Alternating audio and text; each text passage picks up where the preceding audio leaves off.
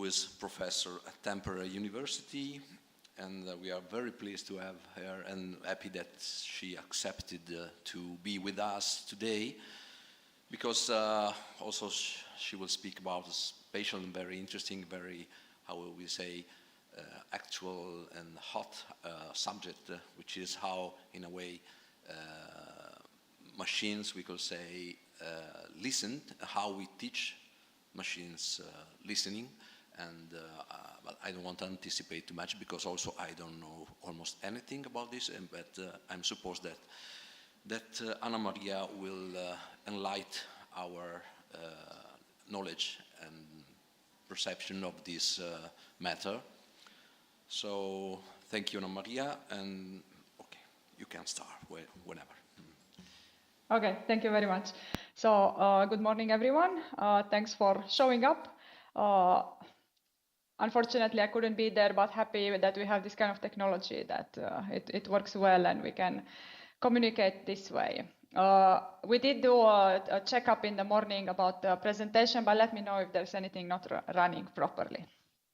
All right, so I am Anna Maria Mesaros. I am a leader of the machine listening group at Tampere University, and what we are doing has to do with all sort of automatic methods for recognizing things from audio. Okay, now changes. There is a bit of an outline of my presentation. I will discuss a bit about the acoustic environments and what kind of information we want from them. Then I will touch a bit on perception, trying to make like about a few different terms and what they mean from human and then machine point of view. Trying to make a point of understanding what does it mean to understand a sound as a human or as a machine. I'll talk a bit about annotating data, some data collection that we did, and then I have a bit of a fun ending about the humans versus machines performance. So when we say audio content analysis, for us, it means that we want to analyze the audio signal to extract some information about its content. And this is what we as humans do all the time. So for example, in speech, we are always recognizing the message, we are recognizing who is talking to us. And so in a similar way, speech recognition, speaker identification systems, automated systems are supposed to do the same thing. Then for music, we do music information retrieval. We search for music for maybe a certain artist, one specific singer, songs that contain certain kind of guitar, things like this. Okay, then for everyday audio, what it means is that we want to recognize sounds from our everyday environment. We listen to the birds, we hear cars passing by, the ticking from the beeping from the machine at the supermarket. So these kind of sounds. And my group is specifically focusing on this everyday audio classification, recognition, and other kind of tasks. And depending on the sound that we hear, as humans, we focus on different information content, right? So we focus on the understanding the message in the speech, or the person identity, or their kind of feelings, their emotional state, or on the melody of a song, and so on. Now, if you think of everyday soundscape, this is a picture of me walking around on the street in Japan. And kind of like, what do you perceive from this kind of everyday soundscape? So first of all, if you think about this, how you would characterize this very simply, you would say that this is a street. And so this is what we say, okay, acoustic scene of this, okay, think about like it's an audio recording, then it's a street. This is a very simple way of saying it, and we kind of like understand what this means, what kind of sounds there are there. But then we can pay attention to very specific sounds which happen at the scene. So we call them sound events. There's a car passing by, or there's an engine running there, there are footsteps of people, there's conversation. And so when we want to recognize the sounds themselves, then we talk about sound sources. When we want to know what is at the scene, we say it's a classification. When we want to understand when they happen, then we say it's detection. What and when is happening, that's like a classification, the detection of sound events to know temporal information. And then there's also the idea of where this is happening. So localization, on which side of the listener? Is it on the left, is it in the front, or is it in the back? When we look at it in terms of machines, we need to create some systems that we give them proper information. We say, okay, acoustic scene classification, here's this piece of audio, and tell me on which of the categories of sound acoustic scenes that you know this is recorded. And this usually means that we have a set of possible scenes, and the machine will have to choose one. So it's not totally open of like, okay, now tell me where is this. There is something that we taught this machine, and we taught in this example, let's say 4 different categories of acoustic scenes, and it has to choose the most likely. Similarly, for the sound event classification, except that sometimes there are more sounds happening at the scene. So then we can allow the machine to tell us more possible sounds at the same time. And then the bottom drawing there is for detection, because in this case we want to know what is happening and when. So that, for example, in this recording we would have 3 different car instances that there would be a car passing by. Okay, there are a lot of applications, possible applications for what we are doing, because what we want is to create systems that listen and understand the surroundings just the same way as humans. And sorry, I apologize.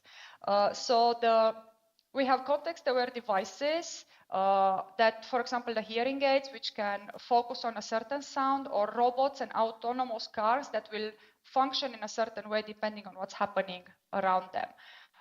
Then we can have acoustic monitoring applications for very specific cases, like there can be some smart home type of applications, or there can be this kind of like a birds or wildlife monitoring or environmental noise and things like that.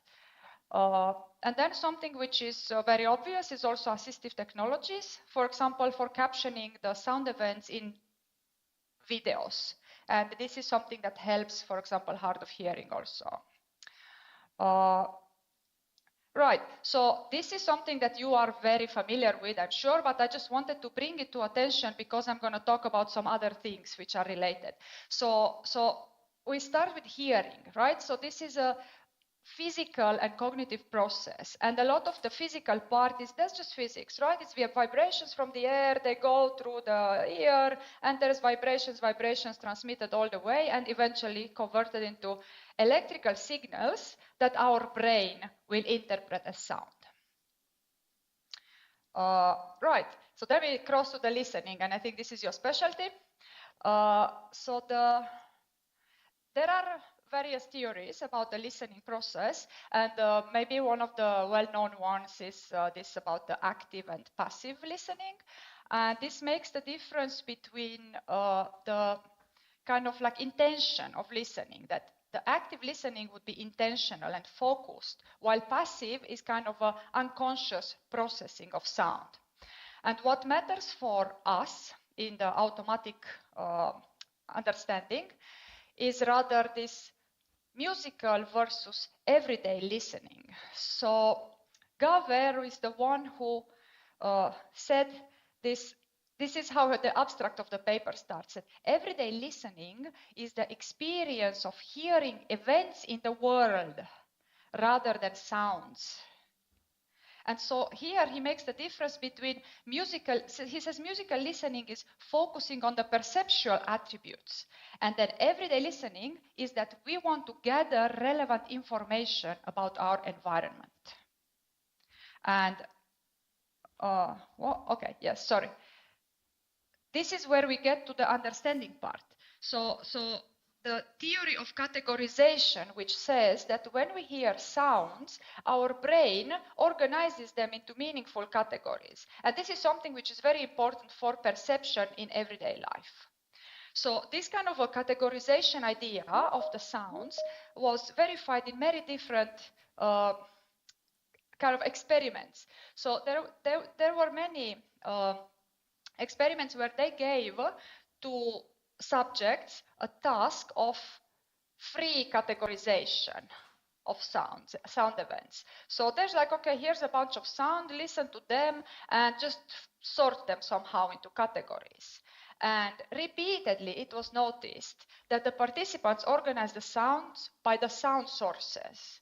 In some cases it was the object which is making the sound, in other cases the action like squeaking or rubbing or something, but they are very clearly kind of the source itself, and only when they couldn't identify what it was, they refer to the acoustic properties, so like it's a low hum or something. But otherwise, they very much went by the objects. This was said in a few different ways, like, okay, source and action, or like object and action, and then also one more aspect which was identified was that the context also matters a bit, right? Because there are some sounds which may be quite similar acoustically speaking, and then you need a bit of a context to disambiguate them. But the idea is that if we are able to very quickly make decisions and categorize the sound, this kind of like helps us function, right? Because you don't really need to know, like process very hard what's going on, but you are immediately jumping off when somebody's like the horn car, right, behind you. So, what this means for machines? We say, you know, teaching machines to listen, but we teach them with audio data. We need audio data to train, to test, and to evaluate. And if we look at the parallel with the humans, we have the life experience, right? We are training ever since we are small. When we are babies, there's the, you know, like onomatopoeia, or there's like some things around us that make noise, and the mother or somebody is explaining, they tell the name of the object. So this is how we learn, and we keep learning continuously. And so when we want to do this kind of machine listening models, we will try to use some sound categories which are meaningful to humans, or some information which means something to humans, right? Because this is what we want to do. I'm not going much into very, very technical things, but I just want to say that, so training a model that will categorize sounds for us. It's kind of a process of creating an algorithm which will map somehow an input to the output. So the input is our audio file content, and then the output is the category that we want from it. And so it does this using a set of training samples, like the baby. We give the sound of a car and we say, this is a car. Then we give the sound of train and we say, this is train. Of course, there's a lot of mathematics and some representations happening there, but this is the idea. And supervised training is what we say when we have this annotated data. So we are the teacher, showing examples and labels. One very important thing in our work is that the performance of these machines will be as good as the data. If we give bad data, then it will not work nicely. And so if you want to have a system which is working very well, you know, we say we want them to work like humans. It means that we need to give it a lot of data. We need to give acoustic diversity. Like if we want to teach about recognizing the sound of cars, then we need to give many different kinds of cars in different kinds of conditions, in different kind of like functionalities, different contexts, you know, like on a quiet street or on a like noisy street in the city center, and different kind of sounds of the engines and so on. And what we usually do is that we want to teach these kind of machines multiple sounds at the same time. So then it's important that we have enough examples of each of these categories that we want to teach them and so on. And so what we need to do is annotate data. Oh, I also have a block diagram. So this is a very, very simplified block diagram where what we want to obtain is this acoustic model. So that is the function, this mapping function from X, which is the input, which is the audio, and then the Y, which is the category. And when we are learning, in the learning, we provide some representation of this input audio. We don't give it just like the sound itself, but we create some mathematical, like some numerical representation of it, and then the reference annotations. And then after we do this kind of like a lot of iterations of this function, then at the test stage, it goes the other way, that the acoustic model is the one that contains the knowledge. We give this X, which is the input audio, and then the model will provide us kind of an estimate of what this model thinks that the audio category is. So that is then the output. And the output is represented in the same way as what we gave as a reference annotation. Depending on the task that we are doing, like that there was the acoustic scene classification or the sound classification or detection, this kind of a representation of our reference and the output is different. But the whole idea of the learning and recognition works the same way. Right, so what does it mean annotating audio? When we think about acoustic scene labels, then we need to create a description of the scene as short as possible and provide it as it's good enough to identify it. So some examples that we used in our work are like airport or metro station, pedestrian street, in a tram, in a bus. So if I tell you, think about how an airport sounds like, you have kind of an idea. You can imagine the sounds in an airport or on a street with the traffic. On the other hand, for sound events, we try to give a description of the sound as perceived by humans. And sometimes we use simple words like, train, it's only the source, or speech, dog, cat. Or sometimes we use a compound with a noun and a verb, which gives the object and the action. So it's baby crying, glass breaking, or we could say dog barking. We sometimes prefer to have it that way. And these are the kind of labels that we are using in our work. They are pretty simple. They are simple, maybe. Okay, so there are some challenges when we are annotating data. First of all, there's all sorts of ambiguities. Like we have had this kind of work. We went when we recorded data, and then we had some research assistants, and we asked them, you sit down here, some headphones, and now you listen to this audio and start annotating, what is happening and where it is happening. So I'm going to play some sounds, and maybe I let Stefano to collect the opinions of the public. Okay, so first of all, in order to annotate data, you have to recognize what it is, right? So this is the first one. I hope it works.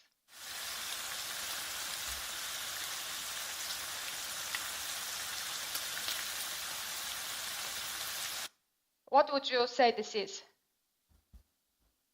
Vote. Water, maybe rain or something. And this is the answer from the audience that I'm sorry you can't hear. But yeah, it sounds very much like it, right? So this is a bacon frying in a pan. Quindi è della pancetta che frigge il bacon. Yeah, it sounds very much like that. Okay, so, right, you have to recognize, if you don't have a context. Okay, then polyphony is something, I suppose you know what polyphony is, right? In everyday life, it's quite rare that sounds happen one at a time. So you need to recognize and be able to kind of perceive and put boundaries for all these sounds. So this is another example.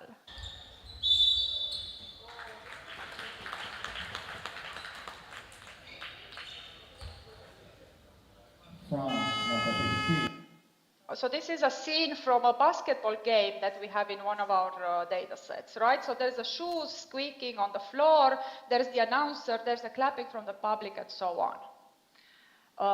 Then if we want to do this detection and we want temporal boundaries, we need temporal boundaries. So there are many different kinds of sounds, like for example this one. This is kind of very clear. It starts and it ends, it's very sharp. But then, for example, how about this one?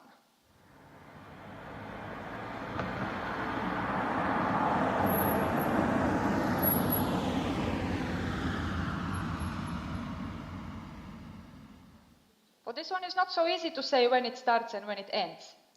And the problem is that people usually don't agree on it. If you ask one person to make this kind of like a temporal annotation, and then you give it to other people and say, okay, if you accept this, say you're fine. If not, you can correct a bit the start and the end times. They always feel like they want to correct it. Because if you listen it the second time, then you kind of like, do you hear it better earlier, or do you just know that it's there and you kind of perceive it already earlier? Okay, then there's the consistency issues, because if you, like what I said, we put some guys and okay, just annotate this. There is a subjectivity in choosing the names for the sounds. So we had two people, and one was like, you know, you have a cup, like there's a cup and it's banging on the, it's like, you know, hitting on the table, and one guy is saying this is banging and other one said this is clacking. And they mean the same thing. It's two objects hitting each other, but it's kind of a linguistic, it maybe depends on vocabulary, personality, and so on, what label you will choose. Then there's also the problem of granularity. Like what you're going to say about, you know, a vehicle. Are you going to say it's a vehicle, or do you just you say it's a car because you make a difference? There's a car or a bus or a truck, but they are all vehicles. But do you want to say that it's actually the car engine itself making the sound? And would you say it's a car passing by, or the engine is idling? So there's a lot of leeway there also in like, okay, what label I'm going to choose? Oh, sorry, yes. You see, no. Sorry. The sounds. So this is the example with the car horn about the boundaries of the sound events. Like here you can see where it starts and ends, from the audio, from the spectrogram. So if you create an annotation, it's quite narrow there where you could select the start and the end.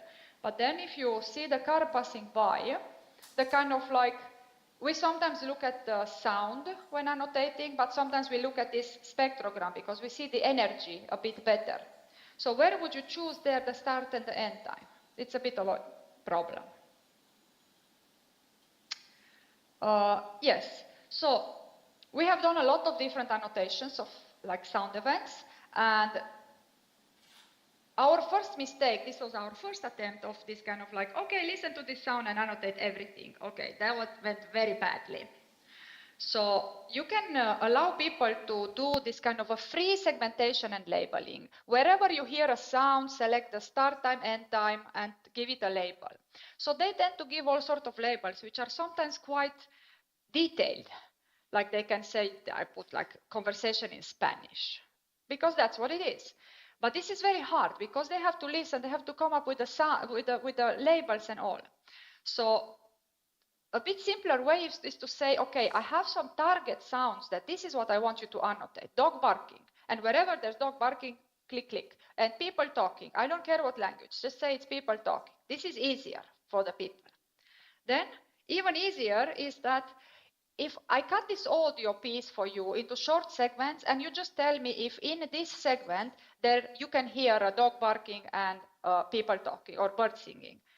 And then this is much easier, that they can just say yes or no for each of the pieces. It decreases the annotation effort for the person. Of course, for the as training data, this is losing a lot of detail. So there is a compromise always between what we want to obtain in this annotation and what we can, with the human annotators, what we can ask from them. So to model things even a bit more, this is not new that I'm telling you that human perception is multimodal, but let's listen to an example.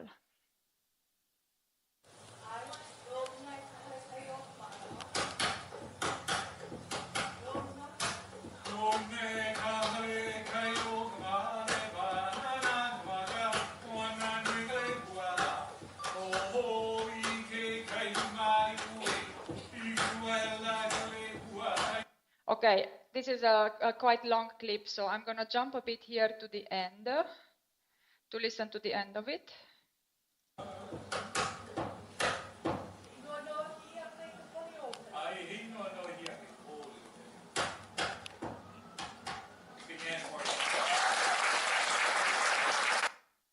Okay, so there was some singing, some banging somewhere, and then there was some applause at the end. So you kind of guessed that this would be some sort of a singing show or some. So there's like maybe somebody, yeah, right, singing for public. Okay, so now I'm going to show you the video without any sound. This is the video.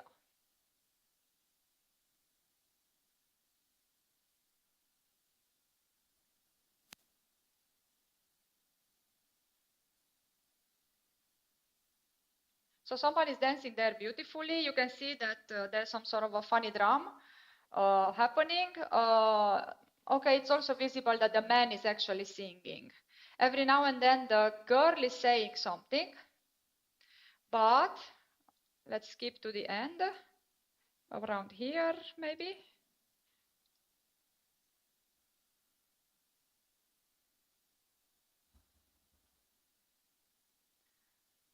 Right, there's no applause, right? Because the applause is only the audio thing.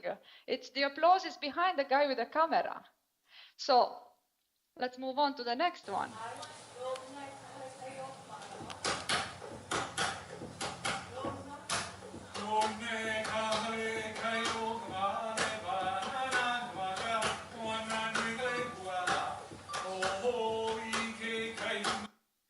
So suddenly it makes much more sense. Like if we go here to the very end.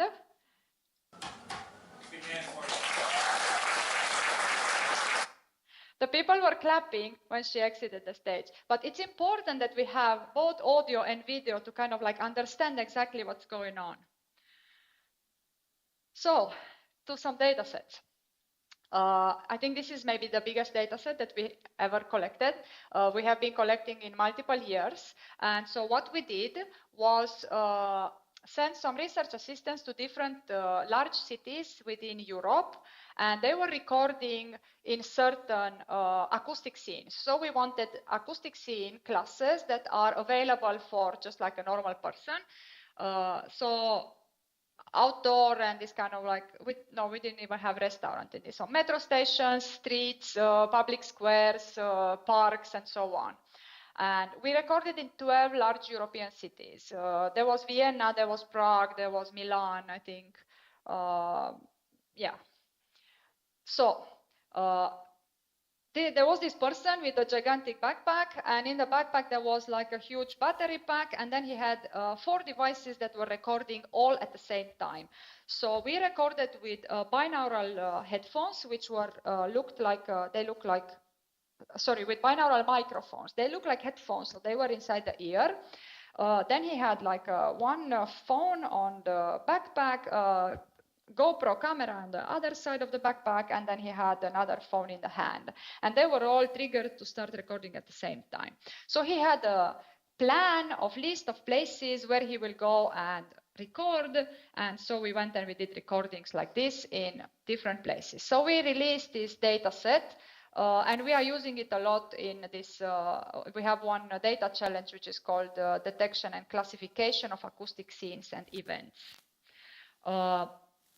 We annotated them only with acoustic scenes, so that's a pretty easy task to do. And then we kind of had to check the content of the audio for like if there's people, what they are talking about there, if there's any private information and so on. But this data set is publicly available.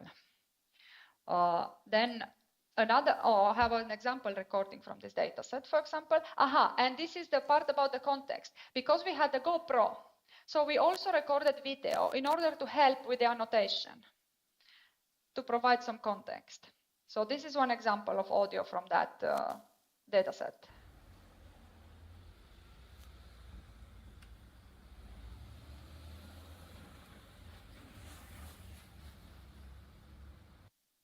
Right, nothing fancy. There's just cars passing by in this example.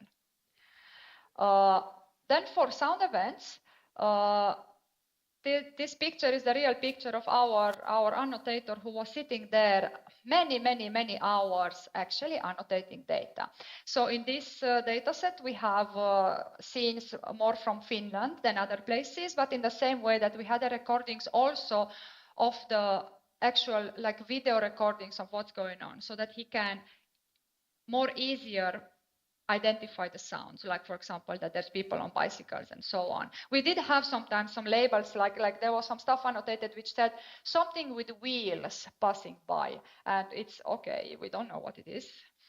But we wanted this kind of structured labels with a noun and a verb, but we allowed them the open vocabulary, so they could just like come up with any sort of name for the sound. You recognize it and you tell me what it is in terms of the object or the being which is making the sound, and the verb, like how the sound is produced. And this was extremely slow, extremely slow. We released datasets based on this, but we selected the more frequent sounds in the audio examples, because for us, when you need to teach the machine something, you need to give enough example. It doesn't work if you only give a few, like 4 or 5 examples, nothing happens. So we need to give enough example. So for this reason, maybe for example, we collected similar sounds, their annotated sound categories, into larger ones. Like we said car for everything which was related to car, like idling and engine running and passing by and so on. But this is one example of post-processing that we had to do in order to train any models. An example, so a few examples of datasets that we and others have released. So there are a lot of datasets which are related to this kind of everyday sounds, and some are about acoustic scenes, and other are for sound events, and some are only for classification, and other are for detection. So when they are for detection, they are much smaller usually. So the ones in green, they are for detection. And then there is this one dataset, audio set from Google, which is really huge, but then of course it's a company, so they have enough time and people to provide this kind of data. Through our DCase challenge, there are a lot of other datasets, and I can share with you the content of these slides if you want to check in this list. So we are keeping this kind of a list of openly available datasets for our work. So a bit of a closing thing. I said in the beginning that machine listening is that we want to make the machines be as good as humans are, right, for different tasks. And we organized the challenge in 2016 first, then in 2017, and we start obtaining, so this challenge is like this. We give the data set, we give this question, and so we say, okay, you create the acoustic scene classification system, and then we will give you the test data and we will evaluate it. And international community, teams of people, they are participating in this challenge, they submit their entries, and so in 2017 we had 48 different systems, and all the top 10, so 10 best of them, they had over 85% accuracy in recognizing the acoustic scenes. And so this data set from 2017, it was recorded in Finland, only in Finland, and it had 15 classes. So in Finland, we could also record, for example, in offices or in library, in restaurant, and so on, people's homes. And then we started wondering, okay, but how good are the humans at this? So we created a listening test. How well do humans perform this exact task? We took exactly the same data. We created a web-based kind of listening test. We asked our community, they are international people, please listen to this and classify the data for us. We provided a familiarization, it's called familiarization stage, right? When you teach them, okay, this is how each of them sounds like. For each category, we provided 3 examples. They could listen as much as they wanted of them. And we had 87 participants. We collected all the answers. Ta-da-da-da, drum roll. 54%. And then we were like, what is going on? Okay, this was a kind of a, oh. Okay, then we started analyzing the listening test results. So this is a confusion matrix. Do you know what a confusion matrix is? So it's like this on the y-axis, there's the actual, the true label of it, and then the other one, the predicted, is what the prediction was. And so for the machines, you see the diagonal, it's kind of like has rather high numbers. So if you look at the beach, 86% of the examples which were from beach, machines have classified them as beach, right? So in the beach examples, they had 86%. For example, what is this? Office. The office is 96%. So it's like super good. And then we see, for example, at the lower corner there, park and residential area, 78, 14, 14, 69. There is a bit of confusion. So 78 of the park examples, it's percentage, right? But a lot of the park examples were classified as park, but then some of them were classified as residential area. Which is, if you think about Finland, it's normal. But okay, this is the machines, right? So now if you move to the humans, you can see that the humans were much worse. So there are some similar confusions, like a park in a city, maybe like a residential area because there's not many cars and there's some trees, or a tram and a train being inside sounds a bit like it. Then train and cafe, this is fun until you think about it that in the train, if you are in the restaurant car, yes, it's like a cafe, right?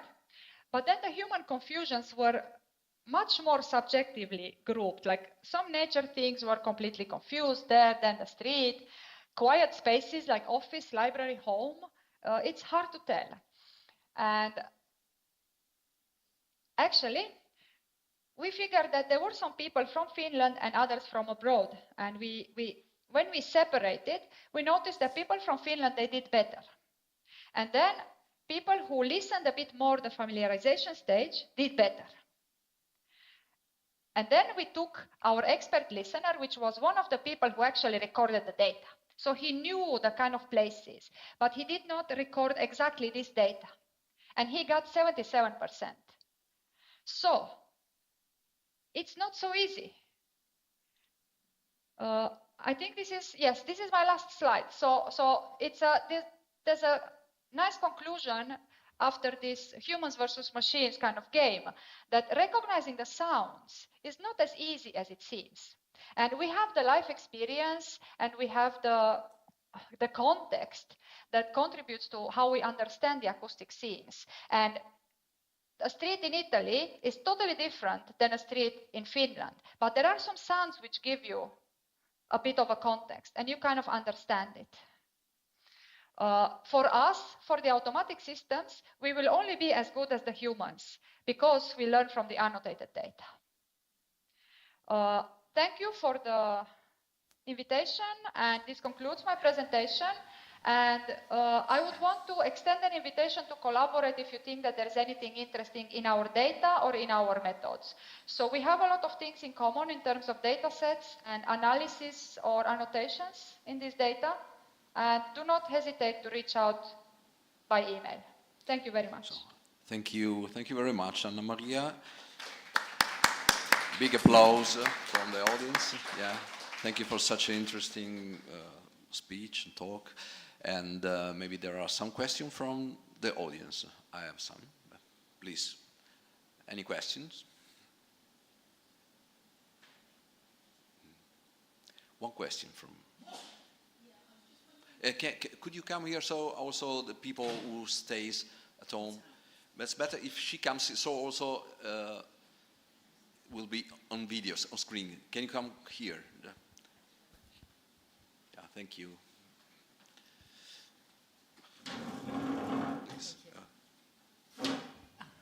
Apologies, I missed the opening of your conversation, or presentation, so it's possible that you've already answered this, but I just wondered what your ambitions are for yourself and your research in carrying out these experiments and building up this information. Yeah, so we are practically developing. Okay, let's call it AI, but kind of like systems that are capable of analyzing the environmental sounds and kind of like if you think of everyday environments, in order to be able to react in a similar way as humans. So it's kind of like, let's say, it's as a long-term goal that you could have some sort of autonomous systems or helpers or things that can help you in your everyday life, like assist you with certain things. Think about it as like a superhuman capabilities of getting more from the sounds. Yeah, from my own experience, I've done work. I've worked with older adults living with dementia, and I was going into workshops and sharing sounds with them. So I was listening with interest about how difficult it is to actually recognise, and that I made an assumption that the sound of the sea would be recognisable, and it wasn't. And people talked of wind or many different things, trees, but no one talked about the sea. And we had a talk yesterday about situated learning, and I suppose me bringing those sounds in, I had a very particular, I had the knowledge and I had an idea, but it wasn't recognisable to the people that I was with. I wonder, is it also part of their life experience that if they have not necessarily, I don't know, yeah. Like, because for us, for example, here in Finland, we had this one of the scenes was beach. Yes. And that confused people very much because the beach, what we talk about when we say beach here in Tampere, it's the lake. Ah, yes. Yeah, and actually thinking, yes. So the people I was working with live in Sheffield, and that's one of the furthest places from the sea in Britain. Exactly, so, yes, exactly. Okay, thank you very much. Thank you. Thank you. Thanks. Other questions from the audience? So I won, and I have maybe a small starting point that I have a kind of belief that humans are fascinated by machines, not only because they are useful to humans, but also because in a way humans see a kind of model of humankind in a way, and we try to discover something about us studying the machines. I mean, to teach a machine to do something, it means that you should have pretty clear what is that act that you want to teach. But so, in a certain mode, in a certain way, I think that people who work in teaching machines to do something specific which belongs to humankind go very deep into the matters, into the topics, into and learn more and know a lot about what they are doing. But people who use this kind of technology, maybe in time is losing their abilities. I make an example that we start writing telephone numbers, and so maybe one of the first machines was just paper and notebooks. And as the telephone number increased, we started forgetting telephone numbers. Same thing for orientating, navigating the city. Now we use a lot of devices and we lose orientation abilities. We write a lot on the computer and we are losing our ability to write by hand. And so if we go on this way, now we talk a lot about artificial intelligence, and so if we take this comparison, so maybe we teach machine to think in a way, and so we unlearn to think. And what my idea is, what happens if we teach machines to listen? Maybe we are going to lose our ability to listen because we teach machines to work in our turn, And so it's a kind of externalization of activity. It means that, okay, there is something else that does the let me know. dirty work for me, but I will forget how to do that task. What do you think about this? Maybe it's a naive idea, I'm curious to. Yeah, no, I see where this question is going. So I understand that it's practically like externalizing some of the task and just like, okay, there is this alarm system that will let me know when my house is on fire or something, right? Or but perhaps when it comes to the human perception, we are not in much danger of that.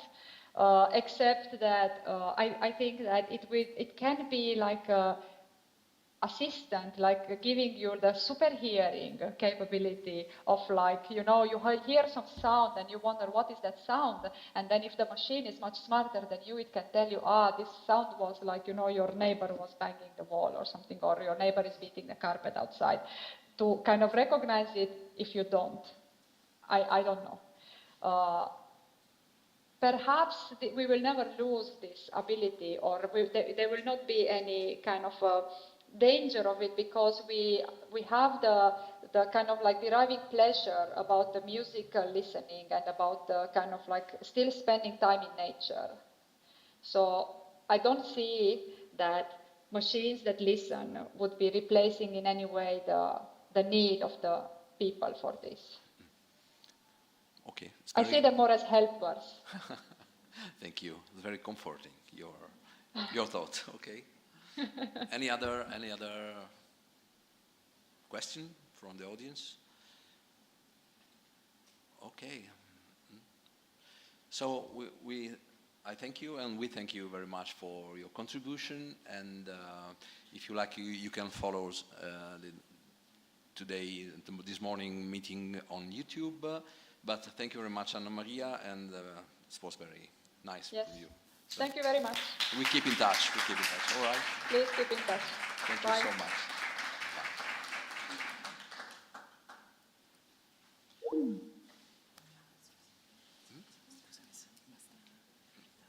No, non ti preoccupare. Ok, vai avanti adesso. Abbiamo. Forse c'è una pausa, c'è una piccola pausa adesso. Abbiamo una pausa di 10 minuti. Puoi sistemare le tue cose. Abbiamo una pausa di 10 minuti perché alle 10 c'è la, diciamo, seconda parte della prima sessione.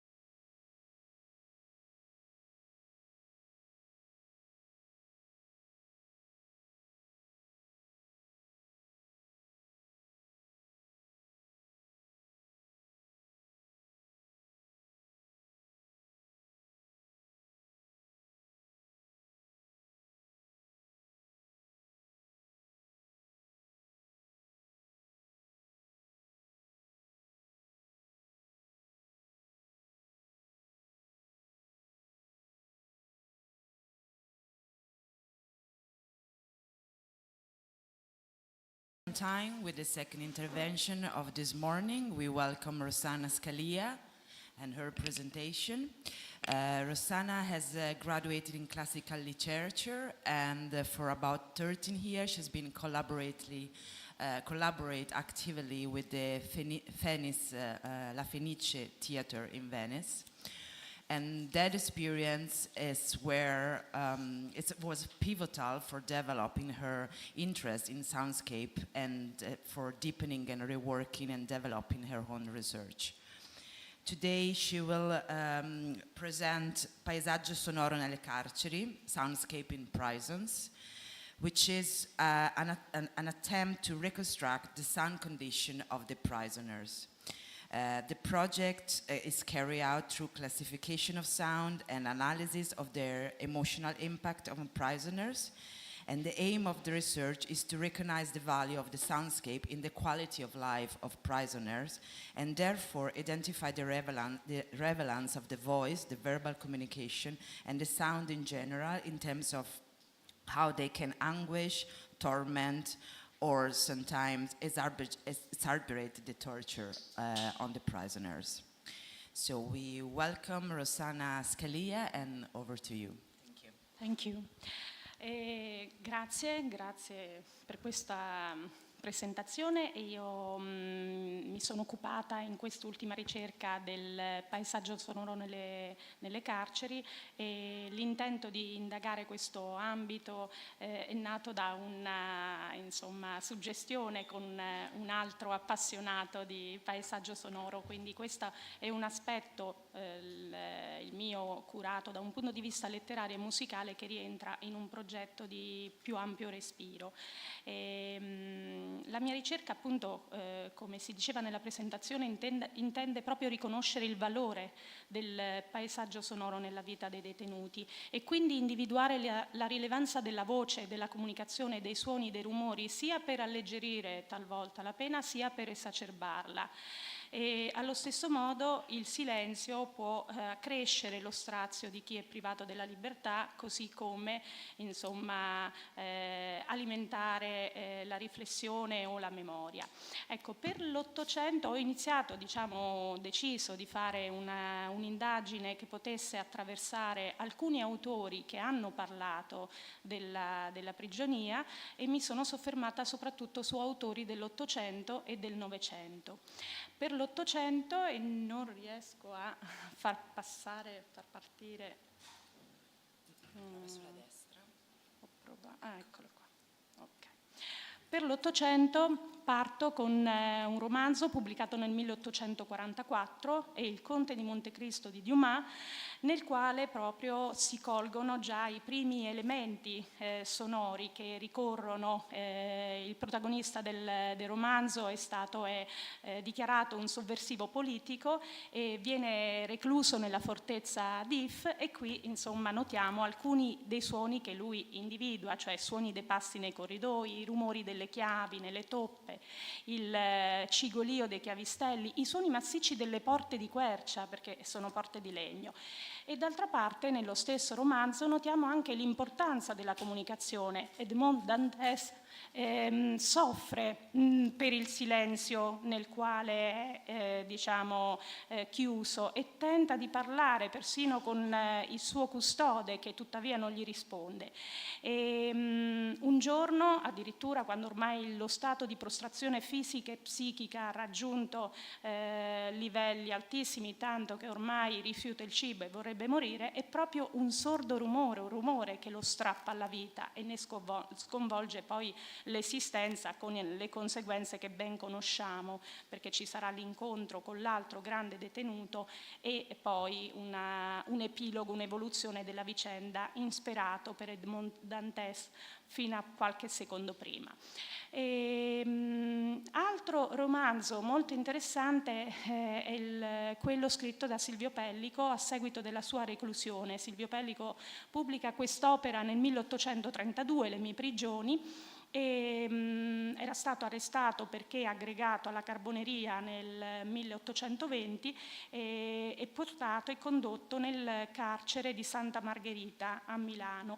Qui in questo carcere, che era stato un monastero benedettino dal X secolo al 1781 e che in quel momento era un carcere temporaneamente adibito a luogo di detenzione, in questo carcere lui viene condotto in una cella a pian terreno e qui inizia ad ascolta il frenetico canto dei detenuti e gli viene in mente che proprio quel luogo che aveva accolto i femminei gemiti e gli inni devoti delle monache che erano state qui recluse, adesso invece accoglie le bestemmie e le canzoni invereconde di questi detenuti.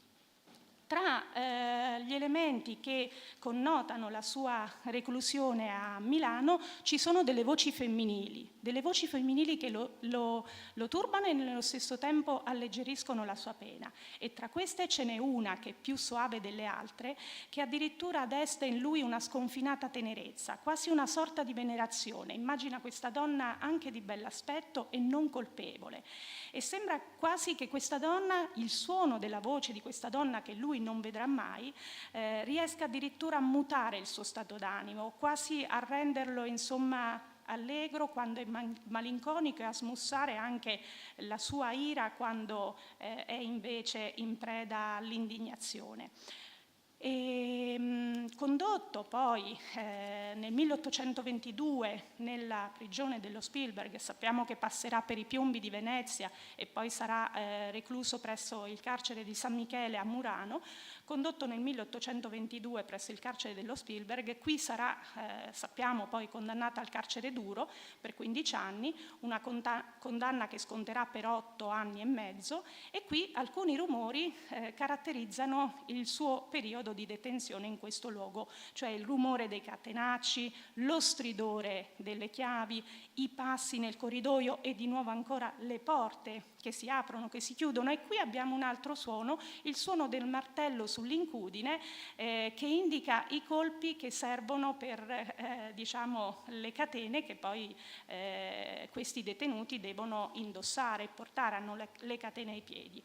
Anche in questo caso, come nel caso di Edmond Dantes, Silvio Pellico sente l'esigenza di comunicare e infatti incontrerà altri detenuti, oltre a Maroncelli c'è poi il contatto solo vocale con Oroboni, che è un altro patriota condannato come lui a 15 anni di carcere. Un altro patriota famoso è Luigi Settembrini, che è calabrese e nel 1839 viene arrestato e condotto dalla Calabria a Napoli presso il carcere di Santa Maria Apparente.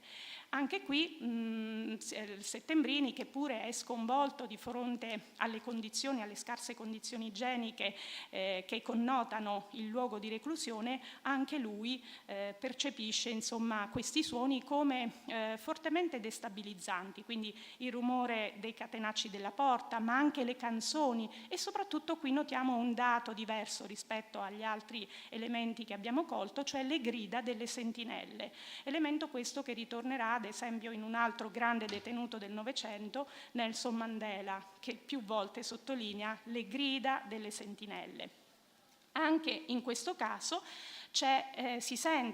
Settembrini sente l'esigenza di comunicare e addirittura tra questi detenuti viene creata una lingua convenzionale attraverso la quale comunicano, proprio perché l'udito diventa il senso dell'interazione, della relazione e della comunicazione, l'unico in grado di dare una spinta per poter sopravvivere in una condizione di estrema precarietà.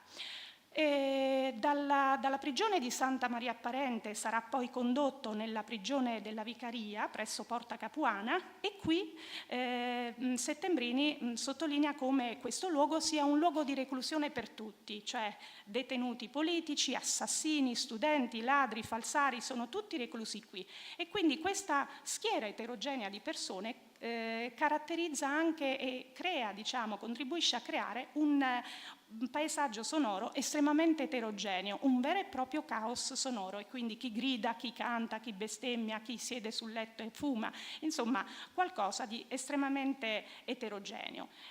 Altro dato interessante è quello del collaudo de ferri, che troveremo ad esempio anche nella testimonianza di un altro grande detenuto italiano, Antonio Gramsci.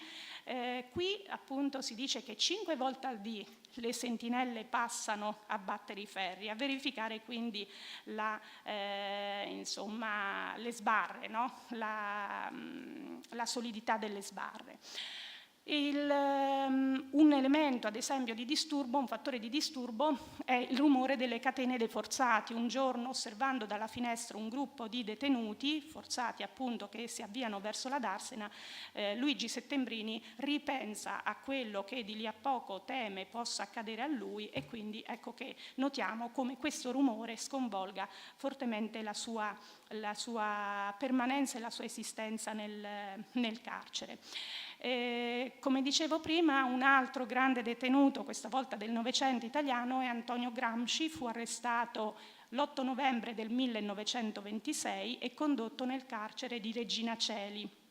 Da qui, dopo un periodo di detenzione durato 16 giorni, fu portato a Ustica come appunto confinato politico. E da Ustica lui scrive una lettera alla cognata Tatiana, con cui era in contatto, ed esprime alla cognata Tatiana quelli che sono gli elementi che maggiormente hanno devastato la sua esistenza e caratterizzato la sua reclusione a Regina Coeli, e cioè l'isolamento. Più che quindi la scarsità del cibo o le condizioni igieniche, Gramsci sottolinea questo: l'isolamento, la proibizione di parlare e di salutare chiunque, e poi appunto di nuovo ritroviamo, come nel caso di Settembrini, il collaudo delle sbarre. L'unico elemento di svago è dato dall'udito e quindi dagli stralci di conversazione che lui riesce a cogliere dalle celle vicine, dalle celle prospicenti. Per quanto riguarda Antonio Gramsci, sappiamo che poi lui di fatto, dopo una permanenza appunto molto breve a Ustica, sarà condotto a Milano, poi di nuovo a Regina Coeli, e poi la permanenza più lunga, il periodo di detenzione più lungo, sarà scontato presso il carcere di Turi, in provincia di Bari. Da lì poi uscirà per andare a Civitavecchia e poi a Roma per le condizioni di salute. Ecco, mentre è recluso nel carcere di Bari a Turi, il nostro detenuto Antonio Gramsci, matricola 7047, inizia a soffrire di insonnia. L'insonnia è qualcosa che connota la sua, diciamo, esistenza di detenuto anche precedentemente, ma qui diventa un problema costante, permanente, tanto da indurlo a scrivere non solo alla cognata, appunto dichiarando di essere mezzo abbrutito, di non riuscire a riposare, di stare male, addirittura di sentire di diventare pazzo, ma addirittura a un certo punto di scrivere allo stesso direttore del carcere, proprio per presentare un'istanza sul comportamento del capoguardia, che secondo insomma Gramsci non fa rispettare il regolamento e crea quindi delle condizioni di molestia sonora che poi interferiscono con il suo sonno. E qui ci sono dei passi molto belli sui quali tuttavia non posso dilungarmi. E ancora qui si rivolge ad un altro direttore del carcere, chiedendo addirittura il trasferimento in un altro istituto di reclusione, dove non si aggravino le condizioni di salute che, dice Gramsci, fanno dell'esistenza una continua tortura, proprio perché le condizioni sonore del carcere non gli consentono di riposare. Anche per Gramsci, come per gli altri detenuti, il bisogno di comunicare è vitale. E Gramsci però, diversamente dagli altri detenuti, è combattuto dal suo desiderio di studiare e di approfondire lo studio, e dall'altra parte dalla voglia e dall'esigenza di comunicare con altre persone. Sappiamo ad esempio che a Turi ha soggiornato come detenuto anche Sandro Pertini, col quale poi Gramsci ha avuto scambi e contatti. E quindi il valore della socialità, a un certo punto Gramsci preferisce insomma rinunciare anche alla lettura dei giornali politici pur di poter andare qualche ora in compagnia degli altri detenuti. Ed uno dei momenti più belli è quando riesce a trovare un po' di svago con la condivisione della cella con l'amico Tulli, altro detenuto politico. Ecco, un altro detenuto politico sul quale voglio portare la vostra attenzione è Panagoulis, il protagonista del romanzo Un uomo di Oriana Fallaci. Panagoulis è, lo sappiamo, un tirannicida, cerca o quantomeno tenta di diventarlo. Nel 1968 per un attentato poi fallito a Papadopoulos sarà arrestato e detenuto, con anche uno stato detentivo che porterà un vero e proprio a vere e proprie torture fisiche e psichiche. Ecco, in questo caso l'isolamento genera anche e impone anche il silenzio, tanto che qui sono le parole della Fallaci che descrive quello che Panagoulis ha vissuto. Lui, sappiamo, liberato, scarcerato nel 73, morirà nel 76 in un misterioso incidente stradale. La morte si affronta, ti dicevi, le torture si subiscono, il silenzio no. Lì per lì sembra che non sia un danno, che anzi serva a pensare meglio e di più. Presto però ti accorgi che in esso pensi meno e peggio, perché il cervello, lavorando sulla memoria e basta, si impoverisce. Un uomo che non parla a nessuno e a cui nessuno parla è come un pozzo che nessuna sorgente alimenta. A poco l'acqua che vi stagna imputridisce ed evapora. Ogni tanto parlavi a una macchia sul muro. E qui ho voluto prendere una poesia sempre scritta da Panagoulis, che era anche un artista, un poeta, e ridare insomma la dignità a questo uomo così coraggioso, così libero, così fiero. E non mi soffermo a leggerla, ma anche qui ho messo in grassetto alcune parti che appunto sollecitano l'importanza della voce. Qui c'è un altro passaggio molto toccante, il momento delle visite, anche questo, sulle visite, sui luoghi delle visite, gli spazi deputati alle visite nei luoghi di detenzione.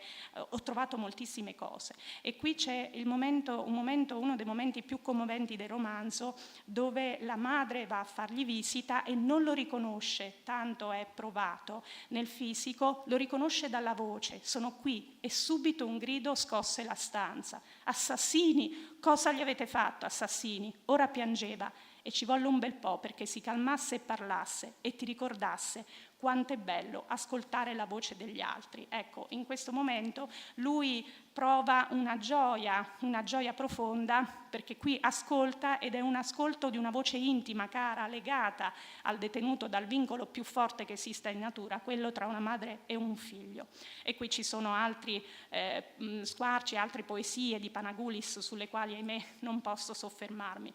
C'è anche Nelson Mandela, nella mia carrellata insomma di detenuti famosi non poteva mancare Nelson Mandela, che sottolinea anche lui l'importanza e il valore della comunicazione, o ancora l'importanza delle voci. Qui anche lui insomma ha avuto una detenzione caratterizzata da vari spostamenti. Certamente il momento più significativo della sua detenzione è quella a Robben Island, che lo vede in un carcere di massima sicurezza nella famosa isola. Lui è un detenuto collocato nella categoria D, quindi nella categoria dei detenuti che non godono di alcun diritto, e quindi in quest'isola, l'isola di Robben Island, lui vive insomma un paesaggio sonoro particolarmente caratteristico, sul quale non posso soffermarmi, ma ritornano le grida delle sentinelle che appunto stordiscono questi detenuti. Tra l'altro i detenuti sono sottoposti anche a lavori forzati, quindi è stato veramente molto bello sia leggere il testo Lungo viaggio verso la libertà, sia leggere le lettere che poi lui scriveva ai familiari, e anche cogliere le diversità. Qui ad esempio nel caso di Mandela sentiamo il clangore del metallo delle porte, e quindi le porte ormai sono di metallo massiccio, per cui anche gli spostamenti o i suoni sono appunto caratterizzati da altri elementi. Infine, non poteva mancare nella mia carrellata uno spazio dedicato alla musica. La musica lirica, il teatro musicale ha dedicato tanto spazio al carcere. E 2 sono state le opere sulle quali mi sono soffermata. Per motivi di tempo non farò ascoltare questa, la prima, I 2 Foscari di Giuseppe Verdi, perché è molto interessante. Avevo scelto un'aria, Non maledir mio prode, dove Jacopo ha la sensazione di vedere lo spettro del conte di Carmagnola che era stato condannato, e quindi ha la sensazione che questo spettro riappaia, e poi c'è quest'aria bellissima sulla quale non mi soffermo, e invece suggello la mia carrellata con l'ultimo testo, che è il coro dei prigionieri dal Fidelio, un'opera, l'unica opera lirica curata da Beethoven, alla quale lui lavorò addirittura per 9 anni, con una cura e con un'attenzione veramente straordinaria. E qui noi notiamo come lui aderisca all'ideologia della rivoluzione francese, non soltanto dal punto di vista musicale, ma proprio dal punto di vista anche ideologico, civile. È un canto questo nel quale mi è sembrato di riconoscere, di sentire appunto la voce di tutti quei prigionieri che ho seguito, che ho accompagnato e che devo dire mi hanno molto molto emozionato. Allora vi faccio ascoltare questo canto, questo coro dei prigionieri straordinario, col quale voglio immaginare che questi miei detenuti, ecco, ci salutino e ci ricordino anche la loro condizione.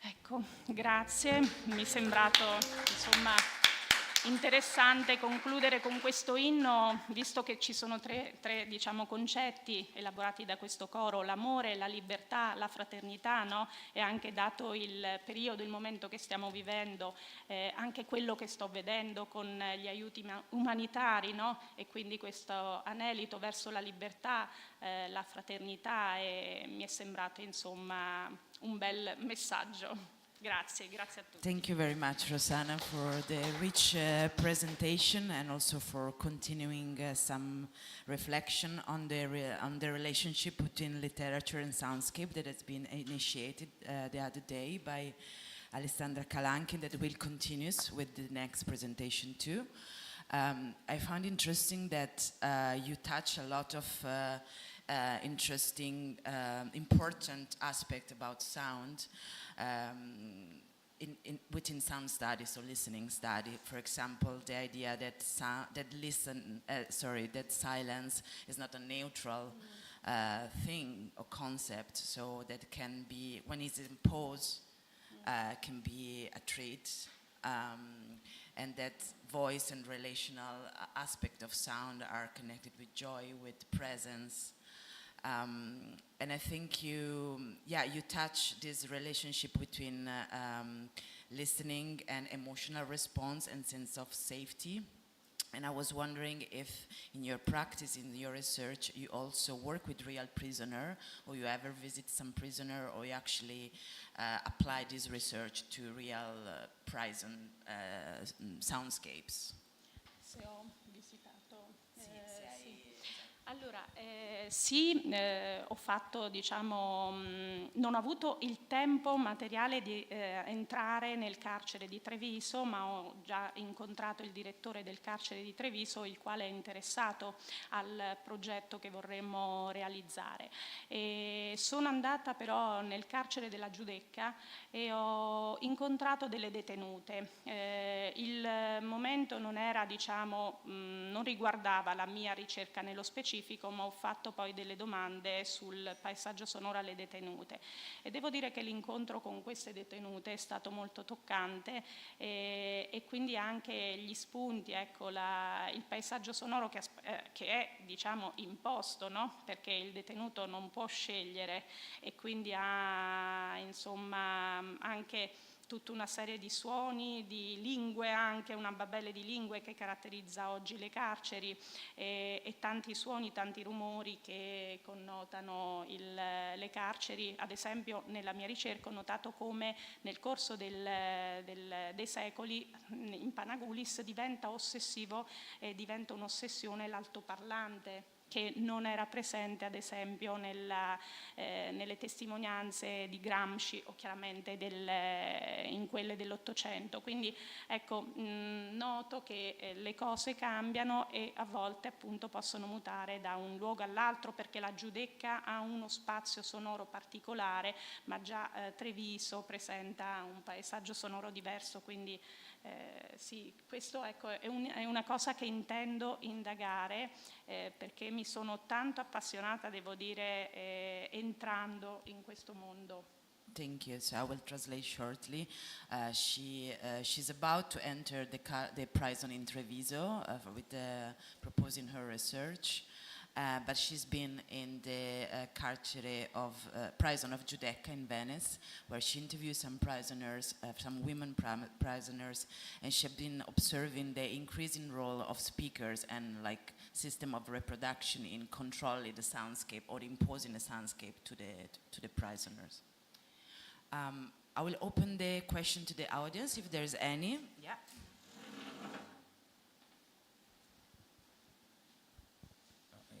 Intanto complimenti Rossana per questa disamina geografica, storica completa, che insomma è molto stimolante.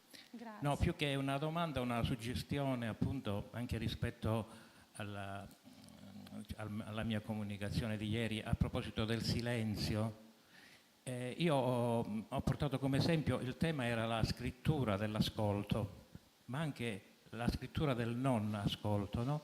E ho portato come esempio Caparezza, il cantautore Caparezza, che a un certo punto nel 2015 fa un album che si chiama Prisoner 709, perché ha un acufene come Beethoven, non diventa sordo ma sente questo Larsen, che è una delle canzoni contenute, che poi riproduce pure nell'ascolto, si sente proprio la frequenza di questo Larsen. Quindi questo titolo, no? Prisoner, mi ha stimolato questa suggestione, nel senso che la prigione in questo caso è la sua prigione, quindi il silenzio che sente lui non è quello di Pellico, insomma, è anche forse questa una cosa insomma da confrontare, no? A un certo punto ecco, anche Beethoven è stato prigioniero della sua sordità e quindi apre magari un confronto tra il silenzio reale che si sente nelle carceri e questo silenzio interiore che è creato magari da un deficit fisico. Quindi era solo, non è una domanda, ma solo una persona Grazie della suggestione. Andrò comunque ad ascoltare anche poi dopo, sì, grazie. Yeah, it was just a comment about the fact that also state of death, so when there is limitation in hearing or there is tinnitus, there is hypersensitivities of listening, they create a condition of control on the people that have those that they can experience this limitation. So it's a kind of inner prison, right? Okay. All right. So thank you very much, Rosanna. Grazie.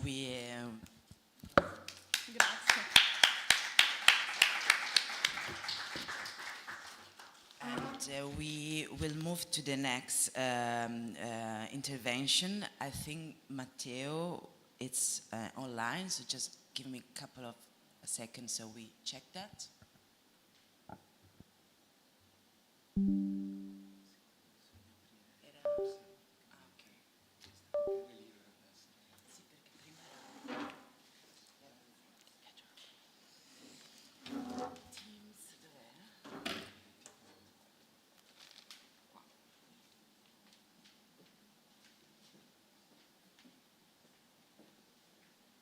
Eccolo, ok.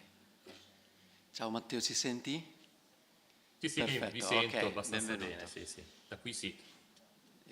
La tua chair sarà Francis Sosta questa mattina, che è qua. Poi Piacere. Ciao Matteo, piacere a te.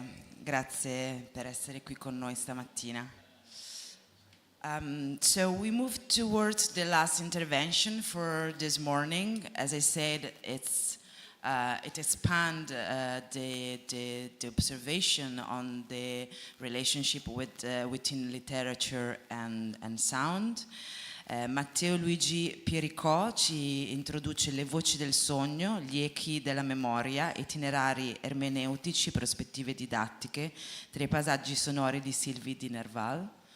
Voices of Dreams, Echoes of Memory, Hermeneutic Path and Didactic Perspective across the soundscape of Nerval's Sylvie. And this research wants to forge the invisible connection between the individual epochs, community, and context, and introduce the perspective of acoustic hermeneutic, specifically with the case studies of Sylvia by Gérard de Nerval work. This approach stands out for intersection of soundscape studies and literary hermeneutic, and showing how analyzing sound landscape enhances the effective and mnemonic dimension of narratives. So Matteo is here as an associate professor for general and music didactic at the University of Applied Science and Art of Southern Switzerland, where he is the head of special interest groups on music pedagogy. His background is interdisciplinary, includes studies in musical disciplines, human science, and then clinical training, and he collaborates with various scientific communities on curricular design and cognitive science.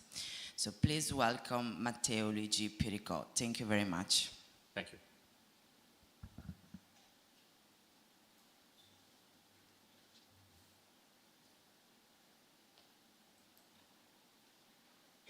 Grazie e buongiorno a tutte e a tutti. Innanzitutto grazie per l'invito e l'opportunità di essere qui oggi anche se a distanza. In questa presentazione vi proporrò un percorso di ricerca all'interno del capolavoro di Gérard de Nerval, Sylvie, con uno sguardo particolare al ruolo dei paesaggi sonori. E l'idea è quella di mostrare come la letteratura possa diventare uno spazio di ascolto in cui musica, suoni ambientali e risonanze simboliche anche aprono nuovi possibili elementi interpretativi. Ecco, ovviamente tutto ciò da trasferire nei contesti educativi didattici.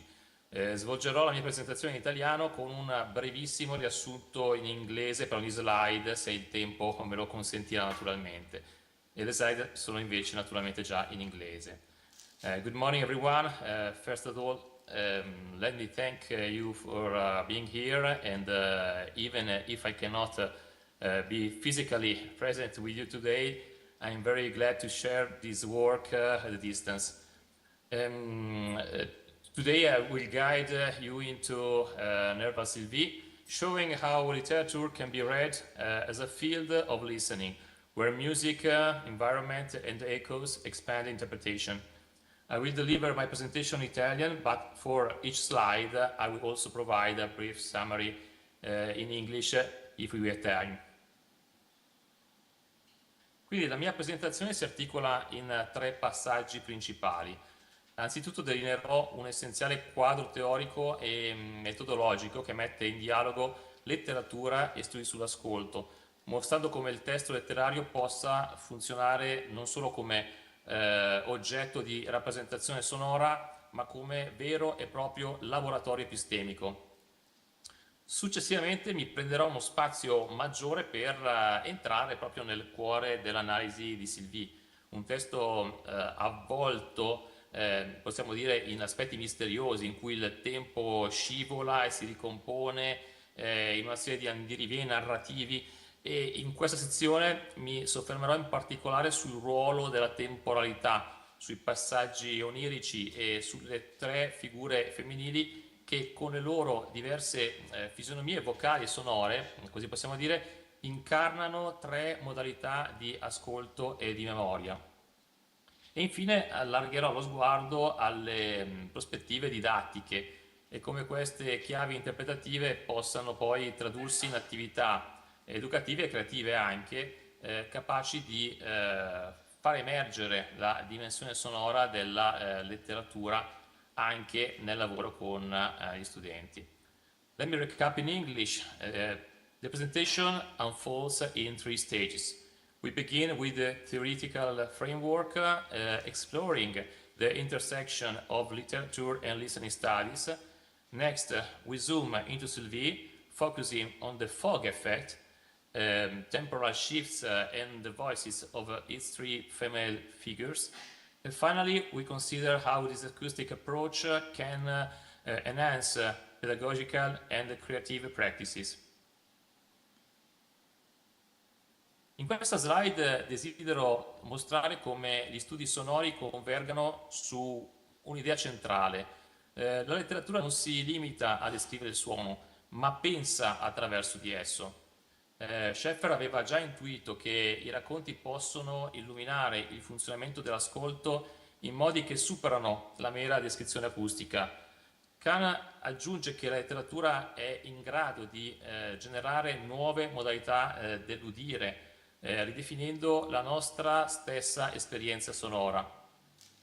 Picker parla invece di risonanza come di un principio relazionale, un legame tra sé e l'altro, tra individuo e comunità, e questo è proprio uno dei tasselli centrali della mia lettura di Sylvie, dove memoria e paesaggio sonoro si intrecciano in maniera indissolubile. A questa costellazione aggiungo il punto di vista della growth. La forma letteraria non è soltanto alterata o riordinata dal suo ambiente sonoro immediato, ma è continua con esso, fino alla soglia della lettera e del verso. In Sylvie ciò implica che ritmo sintattico, cadenza, punteggiatura, respiro anche, e quindi tessitura lessicale, vanno a cooperare con canti, silenzi e rumori della terra del Valois, fondendosi in un'unica stoffa acustica formale. E questo rafforza la mia proposta di un'ermeneutica acustica. Interpretare significa anche ascoltare la forma. E infine ancora Kant ci invita a considerare la letteratura come una metodologia implicita, un modo di interrogare l'ascolto ancor prima che venga formalizzato in una teoria. Tutte queste prospettive, nella loro densità naturalmente, tracciano un filo comune: la letteratura come laboratorio privilegiato per esplorare l'ascolto, la memoria e le relazioni umane, ma anche per far sì che queste prospettive divengano strumenti vivi di interpretazione e di significazione. Now in English, some studies converge on a core insight. Literature does not merely represent sound, it thinks through sound. Narrative models the very mechanics of listening. Literary texts forge novel perceptual pathways. Resonance, as speaker notes, mediates individual and collective experience. Even form, rhythm, line break, phoneme, participates in the sonic milieu, writes growth. And Kant's point, literature becomes epistemology, a method, not a medium. E quindi perché proprio Sylvie di Nerval? Allora, a sinistra vedete un'immagine dell'autore, poeta romantico, prosatore visionario, la cui novella Sylvie è spesso considerata la sua opera più compiuta. Al centro compare una delle prime edizioni di quello che non è soltanto un testo letterario, ma come avrebbe osservato Umberto Eco, una vera e propria macchina per le interpretazioni. Un'opera che genera significati senza fine, anticipando letture psicoanalitiche anche e incarnando una poetica dell'ambiguità. E a destra proprio il nostro Umberto Eco, uno dei massimi esponenti della semiotica del XX e del XX secolo, e oltre ai romanzi che lo hanno certamente reso celebre, Eco è tornato più volte su Sylvie, definito uno dei libri più belli che siano mai stati scritti, descrivendo l'effetto nebbia, quell'effetto di offuscamento continuo tra memoria e realtà, e tra l'altro già osservato con incanto da Marcel Proust, come un modello di apertura testuale. Per lui Sylvie era un testo inquietante, ma anche affascinante, che ha utilizzato nei suoi corsi universitari e nei suoi saggi lungo tutto l'arco della sua carriera.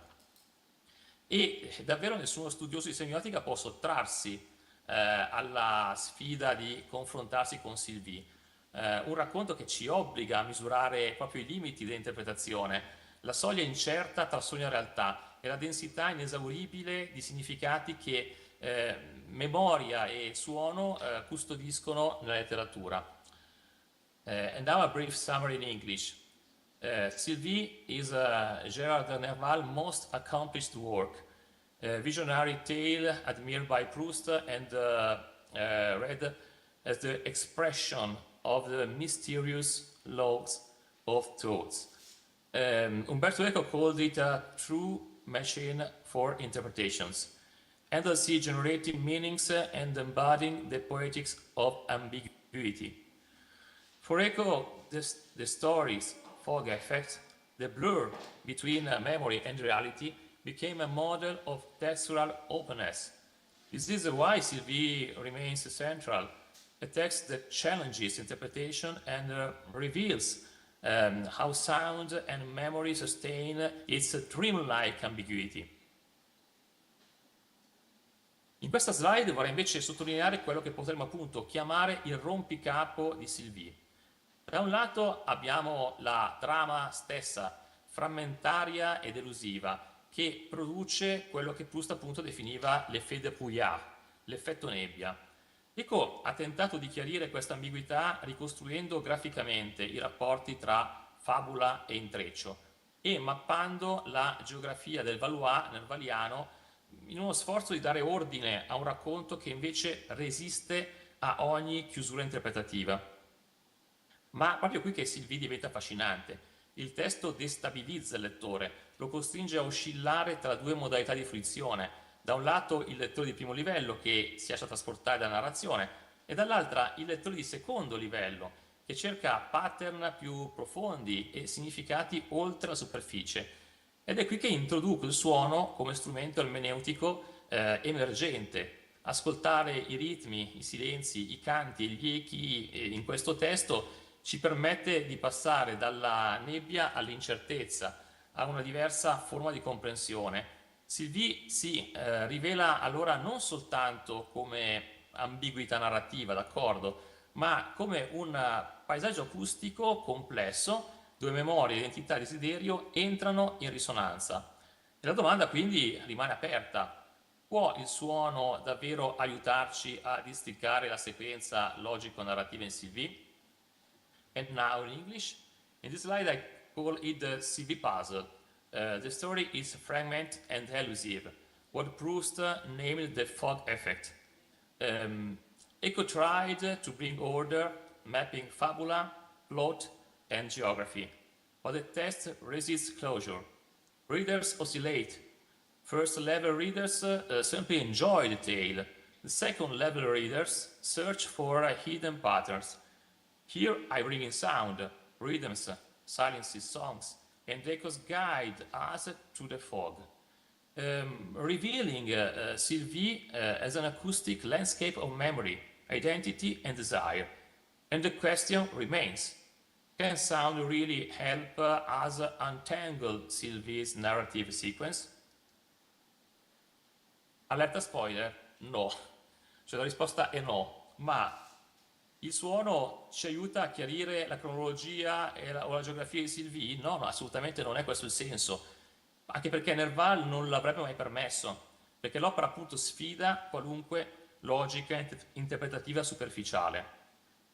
Il fatto strano è che Eco, tra l'altro, pur essendo musicista e un grande appassionato di musica, lavorò sì sul suono, ma soprattutto sul ritmo alessandrino e sulle sonorità verbali e metriche del lavoro di Nerval.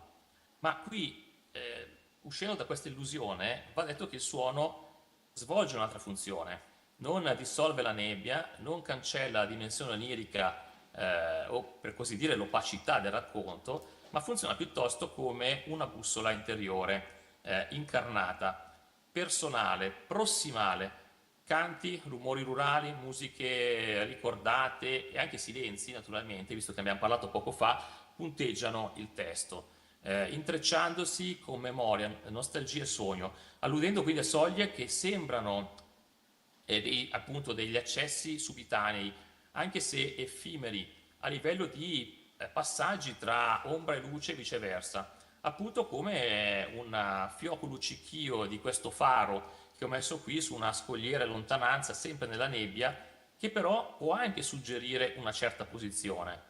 E quindi il valore dell'ascolto non è rivelare un ordine nascosto, quindi, ma orientare il lettore verso una profondità affettiva e una risonanza temporale. In Sylvie il suono ci guida attraverso l'effetto nebbia, l'oscillazione onirica e questa opacità narrativa, se così possiamo dire, offrendoci abbastanza per cogliere frammenti di senso e abitare con più consapevolezza l'atmosfera di questo capolavoro.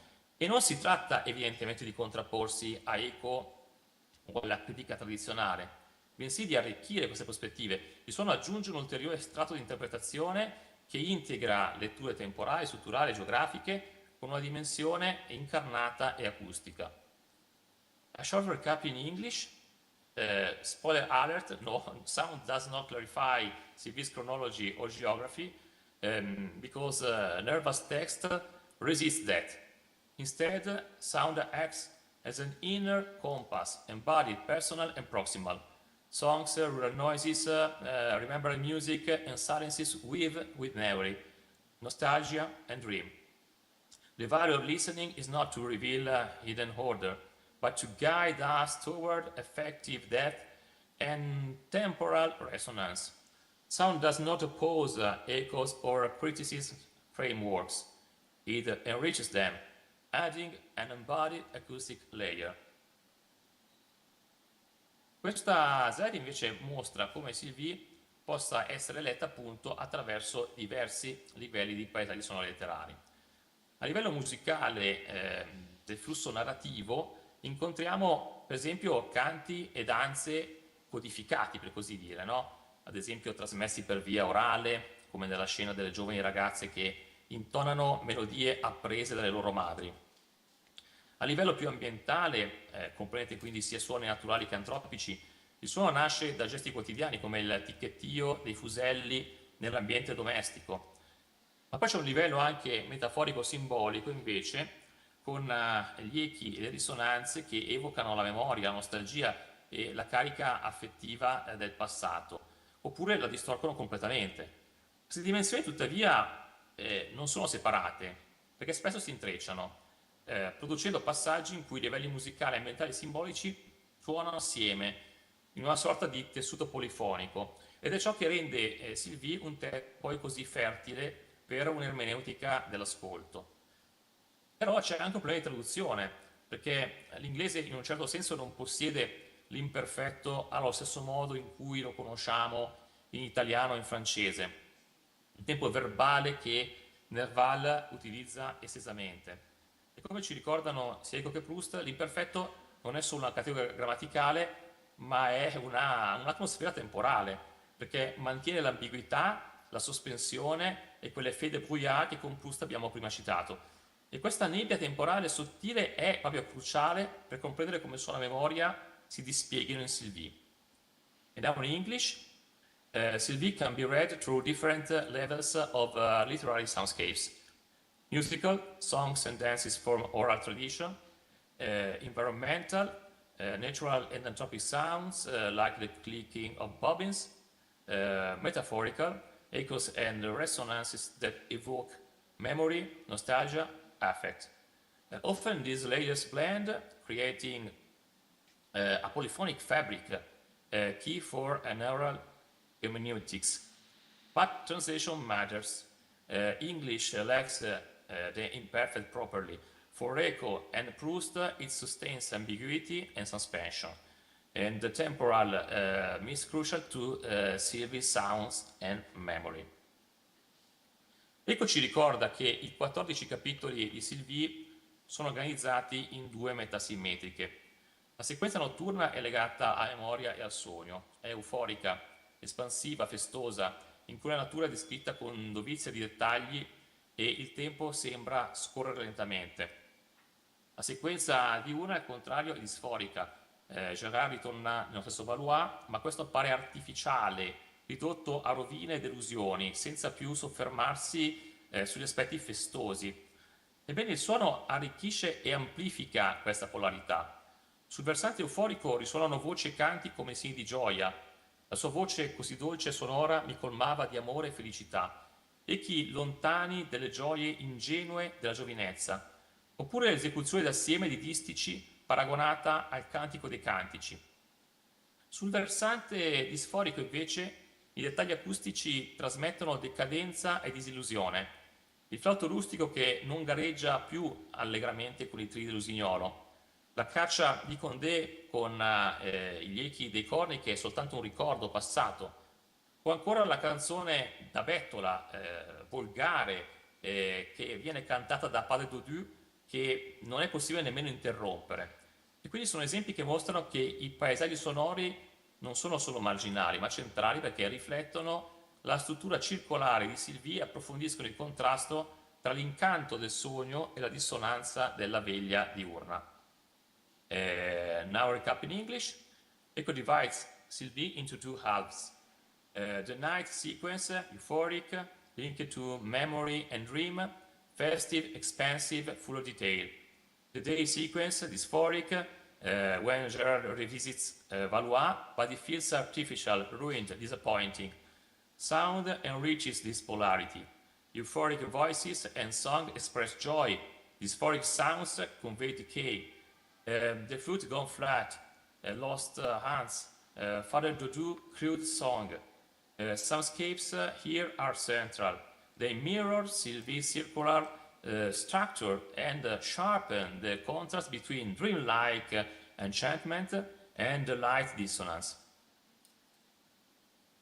In Sylvie la vicenda del narratore si dispiega attraverso la narrazione di 3 figure femminili, ciascuna con una propria identità acustica. Aurélie, l'attrice, incarna il teatro, la performance, con una voce brillante e vibrante. Adrienne, prima della scelta conventuale, appare matura e desiderabile. La sua voce è fresca ma leggermente velata, carica di malinconia ed emozione. Solo più tardi diverrà legata al sacro, ma la sua prima immagine resta segnata anche da una forte carica sensuale. Sylvie, da giovane, è la custode della memoria popolare, canta antiche arie e canti tramandati dalle madri, segno di purezza e innocenza. Ma nel corso del racconto Sylvie cambia. In una scena chiave, Sylvie rifiuta di cantare i vecchi canti e intona invece un'aria d'opera moderna. Nerval rimane scioccato quasi e sottolinea questo passaggio con la nota she phrased, fraseggia, proprio nell'originale. Nel momento in cui Sylvie diventa adulta, ma non solo, assorbe la maturità di Adrienne e la teatralità di Aurélie, lasciandosi alle spalle la semplicità della tradizione popolare, per così dire. Da notare il fatto che non sono poi molti i dettagli fisici che Nerval assegna a questo personaggio, che sembra crescere e maturare in modo, come dire, regolare, naturale, sicuramente accrescendo in bellezza, ma non molto di più, viene detto. Invece l'ascolto di questa aria ha un effetto epifanico sul protagonista, rivelando in tutta la sua forza una nuova donna davanti a lui. Tuttavia poi questa trasformazione renderà Sylvie anche irraggiungibile per il narratore, perché Sylvie non è più l'amore possibile del Valois, ma come Adrienne e Aurélie entra nella sfera del desiderio, sospesa tra memoria, sogno e illusione. In English, in Sylvie, the narrative story unfolds through three women, each with her own sound.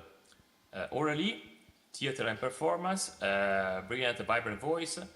Adrienne, mature and desirable. Her voice fresh but veiled, first sensual, later sacred. Sylvie, the guardian of folk memory, singing old tunes with innocence and purity. Later, Sylvie changes. She abandons the old songs and sings a modern operatic air. Nerva stresses with she phrased. In that moment, she becomes adult, blending Adrienne's maturity and Aurélie's theatricality. But she also becomes unreachable, no longer the possible love of Valois, only part of the sphere of desire between memory, dream and illusion. Matteo, Ora arriviamo al vero mistero musicale di Sylvie. Matteo, scusami Ad se un ti certo interrompo. punto il narratore conduce Sylvie nella sala del castello di Charette, dove forse mesi, non sappiamo, ascoltò Adrienne cantare e le dice: cantate, che la vostra cara voce risuoni sotto queste volte e cacci lo spirito che mi tormenta, divino o funesto che sia. Essa ripeté con me le parole e il motivo: Ange, descendez promptement au fond du purgatoire. È molto triste, disse, è sublime, credo sia del porpora, con dei versi tradotti nel Cinquecento. Che effetto ci fa questo passaggio e questa citazione? Un nome colto, un compositore barocco di opere, oratorie e cantate, improvvisamente inserito nel racconto. Sembra autentico, suona credibile e ci lasciamo convincere. Eppure qui sta il colpo di scena. Un'aria simile non esiste, non nel catalogo di Porpora, non in francese, non da nessuna parte. Ma il bello è che non è un errore, è un'invenzione deliberata di Nerval, un'aria fantasma. Ed è proprio questo il punto. Creando un riferimento fittizio, Nerval costruisce un falso indizio, un'illusione acustica. Spinge la voce di Sylvie in modo definitivo oltre l'innocenza popolare, per così dire, verso una dimensione operistica e solenne, o anche di figura psicopompa, per così dire, e contemporaneamente trascina il lettore nelle fede brouillard. Quest'area quindi non è tanto un brano musicale, quanto un enigma scritto ad arte per confondere la memoria, l'erudizione e l'immaginazione. Nerval qui vuole che il lettore vaghi nella nebbia, sedotto da un canto che non è mai esistito, un preludio sonoro all'agghiacciante finale della novella, che però non vi spoilerò, dovete leggerla. Matteo, magari scusami salto il sommario in inglese se ti perché interrompo. Matteo, mi senti? Sì. Scusami, riusciamo a muoverci verso una conclusione perché siamo Assolutamente. un po' in ritardo, così Sì, lasciamo appunto. qualche minuto per eventuali domande. Grazie mille. Sì, allora salto anche il recap in inglese. Ma praticamente l'ultima slide, ora ci spostiamo appunto verso, cioè dall'ermeneutica letteraria di prima alla pratica didattica e quindi dalla teoria alle applicazioni concrete in classe e dalla lettura insomma come un paesaggio sonoro che può effettivamente essere declinato in diverse situazioni didattiche. Tutti i progetti di attività che qua sono mostrati possono essere realizzati ad esempio con studenti liceali, trasformando Sylvie in un vero e proprio laboratorio di ascolto, come si diceva all'inizio, ma anche laboratorio di memoria e creatività. E naturalmente il capolavoro di Nerval funge da possibile prototipo ed è solo uno dei tanti esempi letterari che si possono prestare per lavori di questo tipo. Quindi il primo box sintetizza le chiavi teorico-metodologico, l'ascolto come atto incarnato, ricostruzione dei paesi sonori a diversi livelli, le pratiche creative interdisciplinari, e il secondo box invece va in pratica a indicare delle pratiche didattiche, delle piste esecutive più specifiche, come la costruzione di mappe concettuali, tabelle per organizzare suoni musicali, ambientali, anche simbolici, oppure per confrontare, come si diceva prima, i toni euforici e disforici. Possono realizzare schemi comparativi, collegando appunto i vari elementi di analisi visti prima, e possono anche cimentarsi nella scrittura creativa inventando testi di vario genere, in cui però davvero i suoni diventano portatori di memoria ed emozione. E poi possono lavorare sulla dimensione performativa, naturalmente. Ecco, io il tempo a disposizione chiaramente non era sufficiente, mi scuso anche di aver debordato, però chiaramente avete visto quanta complessità c'è in questi passaggi, soprattutto perché bisogna anche riportare il testo appunto per rendere più evidente l'analisi, ma mi auguro di aver offerto almeno qualche indizio, qualche elemento utile per suscitare l'interesse per andare a leggere Sylvie di persona, e quindi vi ringrazio per l'attenzione e resto a disposizione. Grazie a te Matteo, e grazie per la tua interessante e ricca approfondimento, e non ti preoccupare, anzi grazie per aver tradotto e permesso questo doppio accesso linguistico alla tua ricerca. Grazie mille.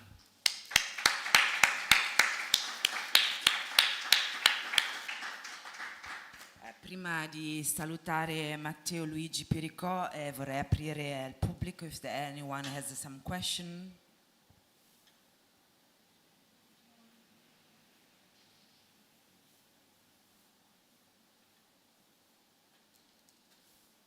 Alessandra?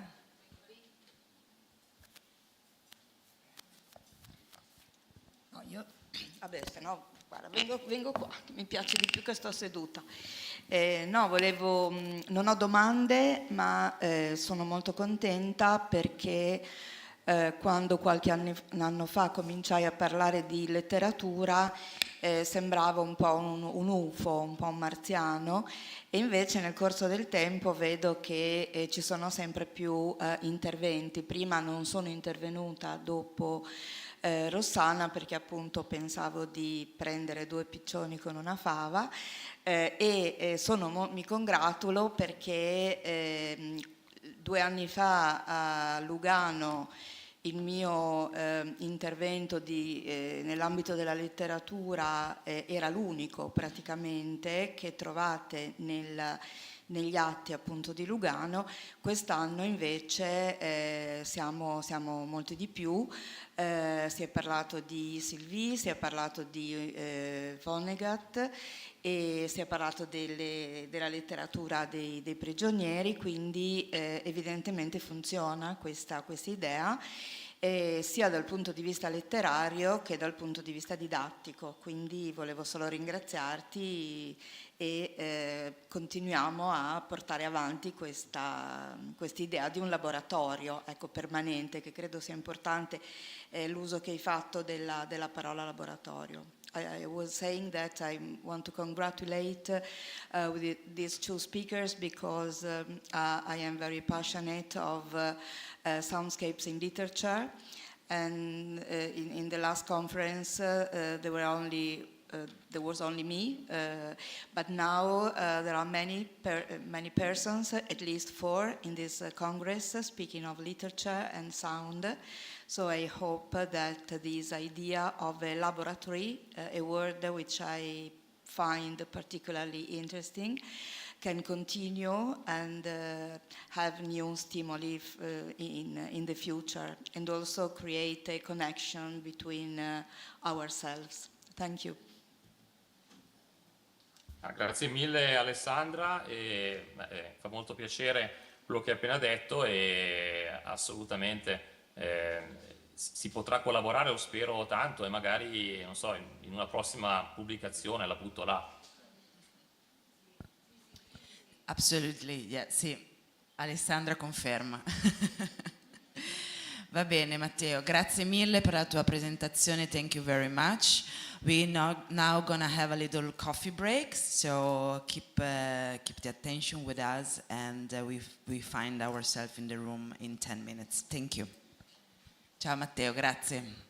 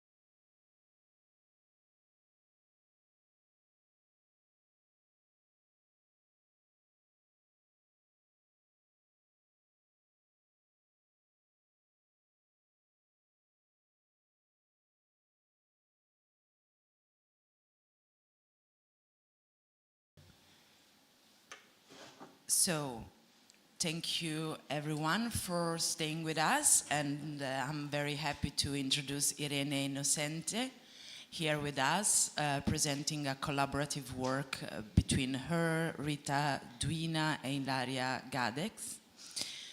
Irene Innocente has been coordinator for museum education accessibility activities for Centro Pecci in Prato since 2016. And since 2007, she has been working as a museum educator and organizational secretary with various cultural institutions in Italy and abroad.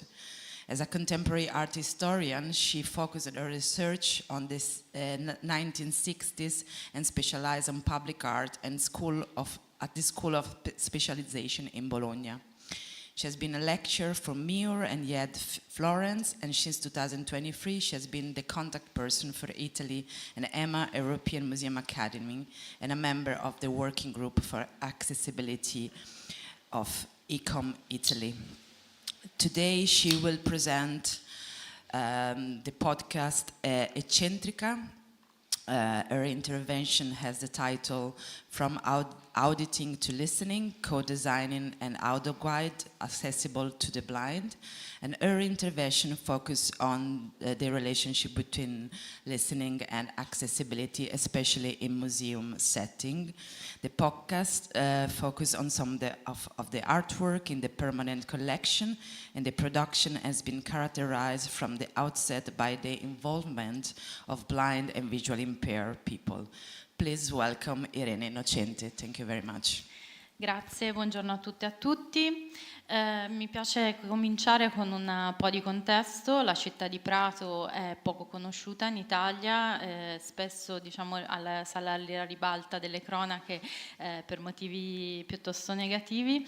In realtà appunto la città di Prato è la terza città del centro Italia per numero di popolazione dopo Roma e Firenze, una città molto dinamica dove sono presenti più di 120 comunità di provenienza straniera, sicuramente la più ampia, quella di origine cinese, che è la terza in termini assoluti in tutta Europa e la prima diciamo in termini relativi rispetto alla popolazione residente totale. Qui vedete appunto un'immagine con due emergenze storiche, anche queste poco conosciute, del centro storico di Prato, che sono il castello di Federico II e la chiesa delle carceri di San Gallo. All'interno diciamo di questa città, di questo distretto dinamico, a soli 20 minuti di macchina o di treno da Firenze, negli anni 80, alla fine degli anni 80, nasce il Centro Pecci per l'arte contemporanea, che è la prima istituzione in Italia costruita apposta per ospitare le ricerche più avanzate delle arti al plurale, quindi intendendo non solo arte visiva ma anche arte performativa, musica contemporanea, cultura contemporanea in senso lato. Quindi diciamo l'idea è da subito stata il passare da un museo, visto diciamo tradizionalmente come un tempio, a un centro vitale, una sorta di piazza pubblica della città. È infatti anche presente architettonicamente una piazza al centro del nostro museo. E si passa appunto a una visione olistica delle arti, dove appunto realizziamo attività, come vedete appunto alcuni esempi legati al cinema. Abbiamo l'offerta delle night che appunto presenta artisti e performer dell'ambito della danza contemporanea e della musica contemporanea, e fin dall'inizio lavoriamo appunto con le famiglie e nell'ambito appunto di dei diversi pubblici. Qui alcuni numeri, dall'apertura più di 250 mostre temporanee, più di 1000 opere in collezione, più di 300 artisti rappresentati. Il progetto su cui mi concentro oggi è un progetto che nasce dall'esperienza del Dipartimento Educazione del Centro Pecci, che lavora con tutti i pubblici da molti anni, acquisendo una competenza specifica molto elevata rispetto alle esigenze e ai bisogni delle persone. Lavoriamo con tutte le età e diciamo con lo spettro variabile di tutte le persone. Come diceva Veragheno, nessuno è normale. E quindi diciamo ognuno porta un bagaglio, diciamo, e una tridimensionalità di esperienze che vogliamo valorizzare, lavorando appunto fin dalla più tenera età con il nostro programma Primi 1000 giorni d'arte fino diciamo all'età più avanzata, quindi ai gruppi collegati appunto al nostro programma di arte e benessere, anche con disabilità. Il progetto su cui mi concentro oggi nasce all'interno di un progetto molto più ampio che abbiamo intitolato Museo Abilitante, Empowering Museum, che nasce grazie alla disponibilità di fondi erogati dal Ministero della Cultura tramite il progetto Next Generation EU, PNRR, per la rimozione delle barriere fisiche e cognitive nei musei. Ed è frutto appunto di una revisione complessiva ed estensiva del nostro museo in termini di accessibilità, che abbiamo voluto creare in dialogo con le diverse comunità del territorio che partecipano alla vita del museo. Il progetto integra il riallestimento della collezione permanente, di cui qui vedete un esempio nell'immagine, che è un progetto di studio forma fantasma curato dal nostro direttore Stefano Collicelli Cagol. Il progetto è stato realizzato complessivamente con un approccio legato al co-design, quindi alla coprogettazione, grazie alla partecipazione di Co-Design Toscana e alla disponibilità di moltissimi enti, associazioni e comunità del territorio, fra cui in particolare l'Unione Italiana Ciechi e Ipovedenti di Prato e di Firenze, l'Ente Nazionale Sordi, l'ASL Toscana Centro e diverse associazioni appunto con cui già lavoriamo nella quotidianità. Per la prima volta, diciamo, le competenze, le conoscenze che il Dipartimento Educazione ha rispetto ai pubblici sono messe a valore, messe a disposizione anche nel display permanente, quindi a disposizione di tutti i pubblici e in particolar modo appunto del pubblico in visita libera, in visita autonoma, che quindi non viene in gruppo ma invece appunto liberamente. Quindi diciamo che abbiamo lavorato con una visione auspicata, diciamo, di accessibilità integrata direttamente all'origine del progetto e non implementata in una seconda fase. Come vedete dalla nuova definizione di museo di ICOM, che è l'International Council of Museum, che quindi comprende tutti i professionisti internazionali collegati appunto alle professionalità museali, l'accessibilità non è più una concessione, ma è un elemento connaturato, è nella mission di ogni museo di essere accessibile e inclusivo, addirittura appunto con l'obiettivo di promuovere la diversità. E dunque si parla di partecipazione delle comunità, che è quello che abbiamo appunto provato a fare. Un altro riferimento che ho inserito è la Convenzione sui diritti delle persone con disabilità delle Nazioni Unite del 2006, da cui appunto si capisce che la partecipazione culturale anche in questo caso appunto è un diritto, non è qualcosa che viene appunto concesso da qualcuno a qualcun altro. E qui avevo inserito un audio che magari ascoltiamo alla fine, la testimonianza di Silvia Andalò, che è una delle persone che ha lavorato con noi alla realizzazione del podcast e che definisce l'accessibilità con una metafora davvero molto efficace come una millefoglie. Se non c'è la sfoglia, quindi l'accessibilità fisica, non si comincia neanche. Però se non c'è il contenuto, se non c'è la crema, se non c'è il piacere appunto della percezione dell'arte nel nostro caso, diciamo appunto la sfoglia rimane vuota. E Silvia ci racconta anche di come la partecipazione a questo progetto le abbia fatto comprendere la dignità che aveva il diritto a pretendere dalle istituzioni culturali. In linea generale, il progetto che abbiamo realizzato mira, come vi dicevo appunto, alla partecipazione culturale. In questo caso è importante citare anche la Convenzione di Faro del 2005 che definisce le comunità patrimoniali, quindi le comunità potremmo dire appunto sono effettivamente di cittadini, aderiscono, partecipano alla costruzione di valore del patrimonio stesso. È importante comprendere anche come l'esperienza dei musei non inizi dalla soglia fisica, ma appunto cominci anche prima e segua anche l'esperienza della visita vera e propria, ed è per questo che abbiamo lavorato anche sugli strumenti online e ne riparleremo in seguito. Abbiamo lavorato con un approccio collegato al design for all, seguendo appunto i 7 principi del design for all. Anche in questo caso parliamo di design for all e non di design universale, perché diciamo rifiutiamo la visione del visitatore medio, di una cosiddetta norma a cui rivolgersi. Ovviamente l'obiettivo era quello di audience development, audience engagement, collegato all'ampliamento, alla diversificazione del nostro pubblico, in particolar modo il pubblico locale, ed è per questo che alcuni strumenti, come per esempio il podcast, sono realizzati solo in lingua italiana per il momento.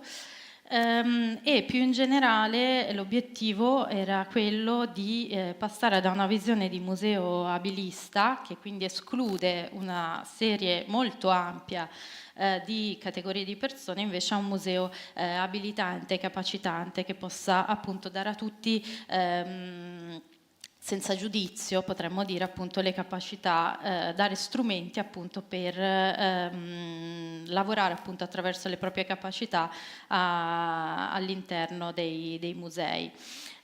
Non possiamo da questo punto di vista negare che i musei nascano da una matrice elitaria, diciamo, no? Quindi il museo nasce dapprima come frutto di un'ideologia aristocratica e poi borghese, prettamente occidentale, che oggigiorno è necessario, di cui oggigiorno è necessario essere consapevoli per poi ovviamente metterlo in discussione. Un altro degli obiettivi che ci siamo dati è quello della replicabilità del nostro progetto e della comunicazione del nostro progetto. L'immagine che vedete per esempio è tratta proprio da una conferenza appunto che abbiamo realizzato in quest'ambito. I principi, ecco, questi sono gli output che appunto abbiamo realizzato. Vado un po' veloce, però abbiamo ribrandizzato il nostro museo, abbiamo un nuovo sito web accessibile, un nuovo wayfinding, quindi un nuovo orientamento interno ed esterno, didascalie in lingua piana, in lingua semplice, in italiano e in inglese, video accessibili alle persone sorde, e mappe interattive per le famiglie e anche una guida visuale predittiva soprattutto sulle disabilità cognitive. I principi con cui abbiamo lavorato sono una visione orientata all'autonomia e alla valorizzazione di quelle appunto che Gardner chiama le intelligenze multiple. Il co-design è un principio base, le parole chiave, la frase chiave è niente per noi senza di noi, che è la richiesta delle varie comunità con disabilità. Quindi è necessario coinvolgere le persone nei processi di progettazione, creando appunto quelli che Bernadette Lynch chiama gli amici critici, critical friends. del museo, delle istituzioni culturali, con l'obiettivo appunto, come ho già evidenziato, di capacitare le persone, ciascuno attraverso i propri canali, e anche acquisire competenze spendibili poi in altri musei, in altri luoghi di cultura. Non solo appunto per il benessere della singola persona, ma dell'intera società. Spesso ci si accorge che uno strumento pensato prioritariamente per una determinata comunità poi in realtà arricchisce l'esperienza di tutti e di categorie molto diverse, di uno spettro molto ampio di persone. E poi il pluralismo, avrei potuto usare diciamo una metafora sonora, poi diciamo la polifonia, ma abbiamo lavorato anche con le persone sorde, quindi ci hanno suggerito invece l'ottica pluralista. Quindi il lavorare a strumenti che, pur avendo una comunità di riferimento con le quali sono state appunto realizzate e per le quali sono accessibili, in realtà poi sono disponibili per tutti e tutte, proprio perché appunto ognuno apprende in modo diverso attraverso diversi canali. Entriamo più nello specifico del podcast. Il podcast è stato realizzato da Ilaria Gadens come autrice e produttrice per il Centro Pecci e coprogettato appunto con Codesign Toscana e l'Unione Italiana Ciechi Ipovedenti di Prato di Pistoia. Sono disponibili 7 episodi, di cui 3 introduttivi che trovate online sul nostro sito internet, in particolar modo il primo, La traccia zero, dà elementi su come arrivare al museo, ed è principalmente effettivamente questo indirizzato alla comunità delle persone cieche ipovedenti. Il primo racconta l'approccio, il nostro approccio del Museo Pecci all'accessibilità, e la terza, disponibile online, racconta la storia del museo. Quindi diciamo sono tutte tracce preparatorie, complessivamente durano una trentina di minuti, che è il tempo medio di percorrenza diciamo dalle stazioni principali, in particolar modo da Firenze al nostro museo, così che appunto uno possa preparare la visita prima. E le 4 tracce invece audio dedicate alle opere d'arte, a 4 opere d'arte individuate, sono disponibili solo al momento all'interno delle sale, anche perché sono realizzate per entrare in relazione anche fisica, sensoriale con le opere, e su questo torneremo. Quindi è possibile toccare in originale o in replica le opere appunto d'arte a cui sono dedicate. In questo caso, come vedete, quindi c'è da tener conto questo doppio canale, quindi l'utente che lo segue da remoto e chi invece lo ascolta in presenza. Qui vedete la prima opera a cui abbiamo dedicato il nostro podcast, che inclina una parete di cartongesso, la sospende con una catena, è un'opera di Monica Bonvicini, e questa inclinazione, questo disequilibrio, questa perdita del baricentro è proprio quello che ha informato tutto il progetto dei Forma Fantasma, minando l'idea di uno spazio museale normato. Qui ho messo semplicemente 2 immagini di Rita Duina, appunto presidente di Codesign Toscana, e Ilaria Gadens, autrice e produttrice del podcast, che non sono riuscite ad essere con noi presenti oggi.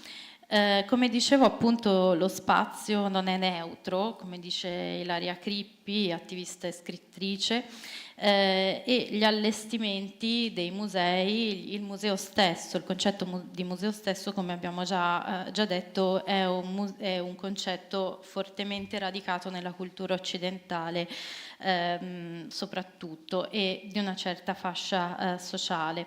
In questo caso l'allestimento dei Forma Fantasma mette in discussione la postura con cui si visitano solitamente i musei, come abbiamo detto, minandone le fondamenta, con l'idea che questo spazio possa essere accessibile anche a corpi non conformi e a voci dissonanti. L'uso, come vedete, preponderante del tessuto, che tra l'altro appunto è il materiale, potremmo dire simbolo dell'industria locale, del distretto industriale di Prato, costringe o comunque suggerisce a una performatività nella navigazione dello spazio, quasi un uso teatrale dello spazio museale, che il visitatore appunto può agire attraverso il suo corpo. Ovviamente per il pubblico con disabilità visiva questo presenta alcuni vincoli che sono stati utilizzati in maniera creativa e che hanno indirizzato in realtà tutto il progetto a partire proprio dalla scelta dell'audio, perché sono presenti, come vedete, proprio una moquette, in alcune parti un tappeto, in alcune parti dell'allestimento, che sostanzialmente non permettono alcune delle soluzioni più comuni che vengono applicate nei musei per l'accessibilità alle persone cieche e ipovedenti, per esempio le guide tattili a terra, ma ci sembrava molto riduttivo anche, diciamo, per esempio la riproduzione di opere così immersive come quelle di arte contemporanea nel piccolo formato. Questo elemento, diciamo, dello spazio che diventa sordo, che è reso sordo dagli arredi, quindi dai tessuti, è un elemento appunto che abbiamo utilizzato e che per esempio ha suggerito una visita a due, una visita in coppia per quanto riguarda appunto il podcast. Il corpo in questo caso è il vero metro che possiamo utilizzare, anche perché l'esperienza che uno fa all'interno dei musei è un'esperienza sempre incarnata, quindi l'apprendimento che possiamo avere all'interno dello spazio museale passa dal corpo, passa dalle nostre percezioni, dai sensi e dal nostro movimento.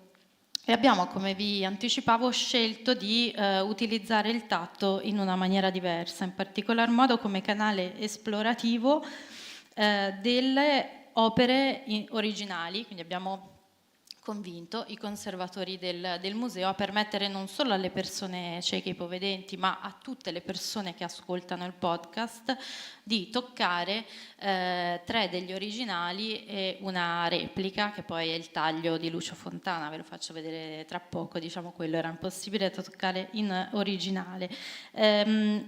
Appunto l'uso del corpo, dei sensi è personale, ovviamente, quindi l'invito all'esplorazione e all'interpretazione attraverso il podcast è un invito all'interpretazione personale, quindi passa anche dalla scelta di utilizzare principalmente domande aperte, di suggerire un'esplorazione, ma poi appunto di lasciare l'interpretazione aperta. Come vedete questo è il foyer d'ingresso della collezione permanente e l'opera appesa al soffitto invita i pubblici a sedersi, inginocchiarsi, addirittura a sdraiarsi, quindi a praticare lo spazio museale in maniera molto diversa da come siamo abituati a praticarlo solitamente. E l'esplorazione dello spazio, come dicevamo, che è la proposta concreta da cui parte il podcast, è anche la metafora che abbiamo utilizzato all'interno delle nostre tracce, che sono esperienziali appunto ed immersive. E questo fil rouge tematico rintraccia appunto lo spazio nella forma a mo' di astronave del museo, come dicevamo ragiona su uno spazio non conforme che è quello disegnato da Forma Fantasma con il nostro direttore. A proposito appunto dell'opera di Monica Bonvicini che abbiamo visto, c'è la perdita della gravità da cui si parte, la perdita del baricentro, lo spazialismo con Lucio Fontana che abbiamo appena che vi mostro qui a fianco, che è l'unica opera appunto non toccabile in originale, una riflessione tra spazio privato e spazio pubblico attraverso l'opera di Vito Acconci Multibed, e infine l'esplorazione dello spazio siderale, dello spazio dell'universo stesso, con l'opera interattiva con l'installazione e l'environment di Fabio Mauri. Se abbiamo tempo, non ci sono domande, poi questa ve la faccio anche ascoltare e arrivo alla fine. La parte innovativa appunto della produzione è stata proprio il coinvolgimento dei pubblici con diverse fasi attraverso cui abbiamo mappato le barriere attraverso focus group con le differenti comunità, una fase di coprogettazione e poi una prima verifica con i pubblici di riferimento, che nel nostro caso sono stati sia l'Unione Italiana Ciechi Ipovedenti, ma anche gruppi di persone giovani, di adolescenti e di giovani adulti, che ugualmente pensavamo e in effetti lo sono stati, interessati a questo approccio più immersivo all'arte contemporanea. Una delle modifiche che sono seguite chiaramente a queste fasi di verifica è una verifica finale, quindi il coinvolgimento anche nelle fasi di verifica di persone con disabilità e persone vedenti nel nostro caso. Questa è la terza opera appunto del podcast e io mi fermo e vi ringrazio per l'attenzione.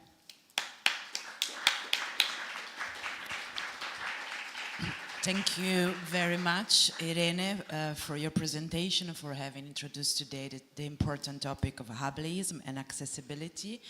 I'm just going to ask to the audience if anyone has some question for Irene. Otherwise, I know you have some listening, so we can also move towards that. So, any question for Irene?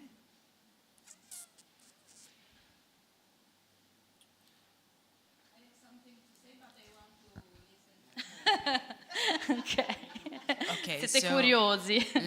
Let's listen to the track Irene brought to us, and then maybe if we have a couple of minutes still, we do some reflection afterwards. Thank you. Siete arrivati alla fine di Eccentrica. L'ultimo capitolo di questo viaggio vi porta sulla Luna, anzi dentro Luna di Fabio Mauri, un ambiente del 1968. Prima però c'è una panca alla destra dell'ingresso all'ambiente di Mauri. Toglietevi le scarpe e lasciatele qui fuori. Seguite la parete cui si appoggia la panca, verso sinistra, se siete rivolti verso il muro. Troverete un varco largo quanto l'apertura delle vostre braccia. Fate un passo e salite un gradino, con attenzione. Oltrepassata la soglia, vi troverete in un corridoio che corre perpendicolare di fronte a voi. A destra e a sinistra dell'ingresso, sulla parete opposta del corridoio, si trovano due boccaporti, simili a quelli di una navicella spaziale. Tenendovi con entrambe le mani agli stipiti del boccaporto, sollevate una gamba, facendo un passo in avanti per scavalcare la soglia. Lasciatevela alle spalle e state per atterrare sulla Luna.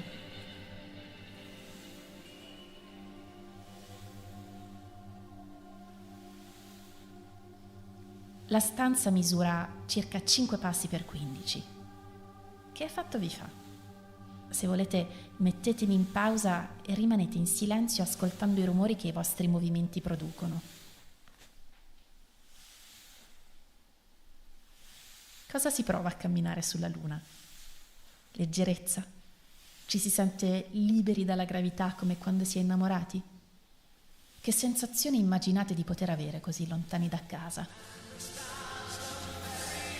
Oggi le stelle sembrano diverse, dice Major Tom nella canzone di David Bowie. Sono seduto in una scatola di latta, lontano dal mondo. Lontano come Neil Armstrong. Fu suo il primo passo sul pianeta lunare. O come Buzz Aldrin, che saltellando sulla superficie della Luna cantava Trallallero trallallà, che in inglese suona più o meno così.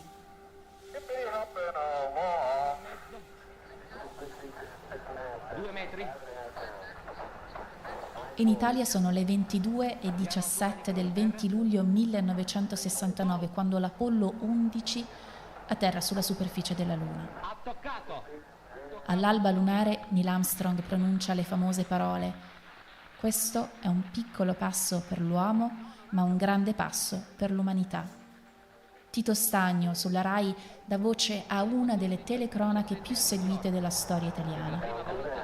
Un veicolo pilotato dall'uomo ha toccato un altro corpo celeste. È l'arrivo della corsa allo spazio, fronte di conquista simbolica della guerra fredda.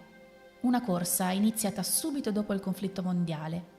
Un'era cosmica che il 12 aprile del 1961 vede il primo uomo nello spazio, il russo Yuri Gagarin. E poi, il 18 marzo del 65, ancora sovietica, la prima passeggiata spaziale con il cosmonauta Alexei Archipovich Leonov. È l'uomo che si svincola dai confini del mondo. Scriverà il filosofo Emanuele Levinas: per un'ora l'uomo è esistito al di fuori di ogni orizzonte. Intorno a lui tutto era cielo, o più esattamente, tutto era spazio geometrico. Le arti visive, così come la società, assorbono l'immaginario spaziale e cercano di conquistarsi un loro spazio, di svincolarsi dall'oggetto. Le tecniche classiche stanno strette e il passaggio dalla superficie pittorica alla dimensione spaziale ed esperienziale dell'immagine avviene proprio in questi anni 60, seguendo le primissime sperimentazioni realizzate da un artista di nostra conoscenza, quel Lucio Fontana che, varcando la soglia dei concetti spaziali, esplora fin dal 1949 gli ambienti spaziali a luce nera. Ma scusate, torniamo sulla Luna. Che sensazione vi dà la superficie lunare? State camminando su una distesa abbondante di microperle di polistirolo. Non vi viene voglia di toccarle? Qui dentro c'è chi si distende, chi si immerge come zio Paperone nelle monete, chi da sdraiato disegna delle ali d'angelo con le braccia, muovendole come se sotto ci fosse la neve. Ma torniamo agli anni 60. Il cambiamento è nell'aria e l'arte, con la sua capacità visionaria e profetica, ci vede lungo e ci vede prima.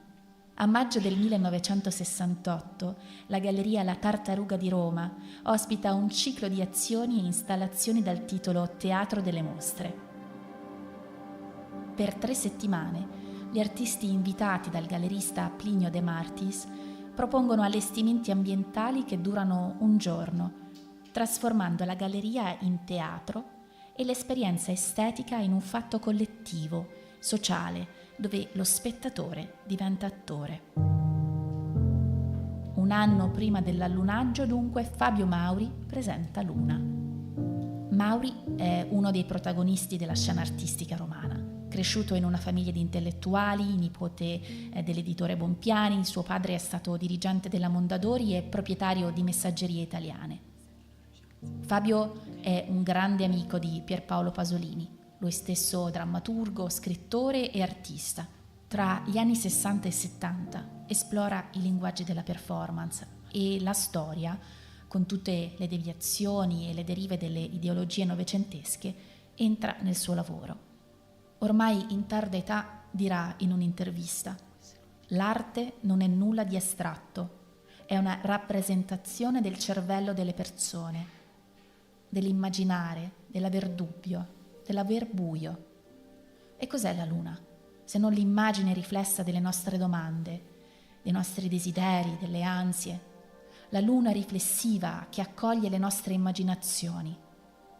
E allora forse la corsa allo spazio cosmico è anche un mettersi di fronte a noi stessi. È un viaggio interiore tra spaesamento e euforia.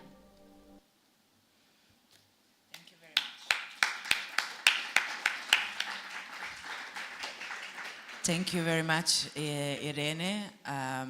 Thank you also for this beautiful listening of an extract of the podcast Eccentrica. And we slowly move, not really slowly, actually steadily, move to the second.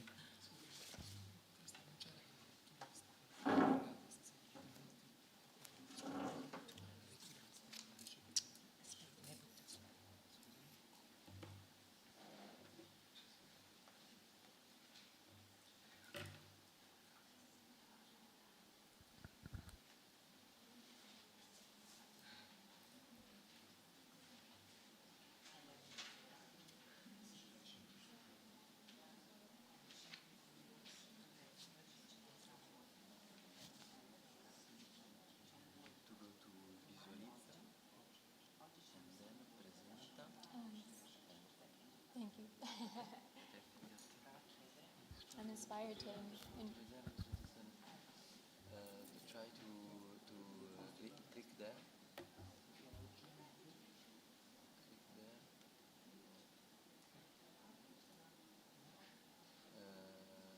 Oh, there's no access. Just for one multimedia. I don't know which. It's okay. I can skip that part. It's fine. We asked them. Don't worry about it. I would have to go into my account and give access. It's not crucial, so I'll just skip it. Okay. It'll save us time too. Okay, is there a way to make it full screen so there's not this? Oh, there we go. Okay. The email wasn't working, so I wrote it down here for you. No worries. You are ready? Yeah. So thank you for staying with us. We move to the next contribution. We have here Logan Wilkinson. She's an artist, researcher, filmmaker, and creative technologist who recently graduated from her Master of Interaction Design at Emily Carr University of Art and Design in Vancouver. Logan uses emerging technology and participatory method to investigate age-old questions surrounding perception, agency, and memory. Her work is inspired by her background in cognitive science, working in research spanning mental health in youth, and the development of machine learning-inspired algorithms for the detection of delirium in ICU patients. In her artistic practice, she is currently the writer-director of The Sound of One Eye's Closing, an immersive cinematic film selected from the 2025 Venice Biennale College Cinema Program. Today, Logan will be sharing Listening as Agency, a project emerging from her work with Soundscapes in elderly care homes as part of her master's thesis. So please welcome Logan. Thank you very much.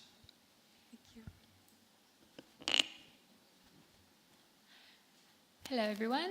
Thank you, Irina, for that lovely presentation. It's so inspiring to see participatory design projects in other institutional spaces. So today I'll be presenting work coming from my master's thesis called Listening as Agency. And before I start, I want to acknowledge that the research took place on the traditional territory of the Tsleil-Waututh, Musqueam, and Squamish peoples. It's impossible to do sound studies, especially in Canada, without considering the rich history of listening practices within Indigenous ways of knowing, and as well as the effects of institutionalized settler colonial practices on these listening practices. I was going to do a listening exercise. I don't think it's going to work. We'll see. No, it's not going to work. That's okay. So my background is in cognitive science, and I worked in quite a few different psychology research labs, including a psychiatric research lab at a children's hospital. I also worked as a support worker for folks who are deaf and blind. And at the same time, I've always had a practice of music and sound art that has really fueled my sensitivity to sound in these institutions of care. And it made me curious about how we might be able to match the soundscape of these spaces to the high quality of care that the patients are receiving. So I'm drawing from two main theoretical frameworks, sound studies and participatory design.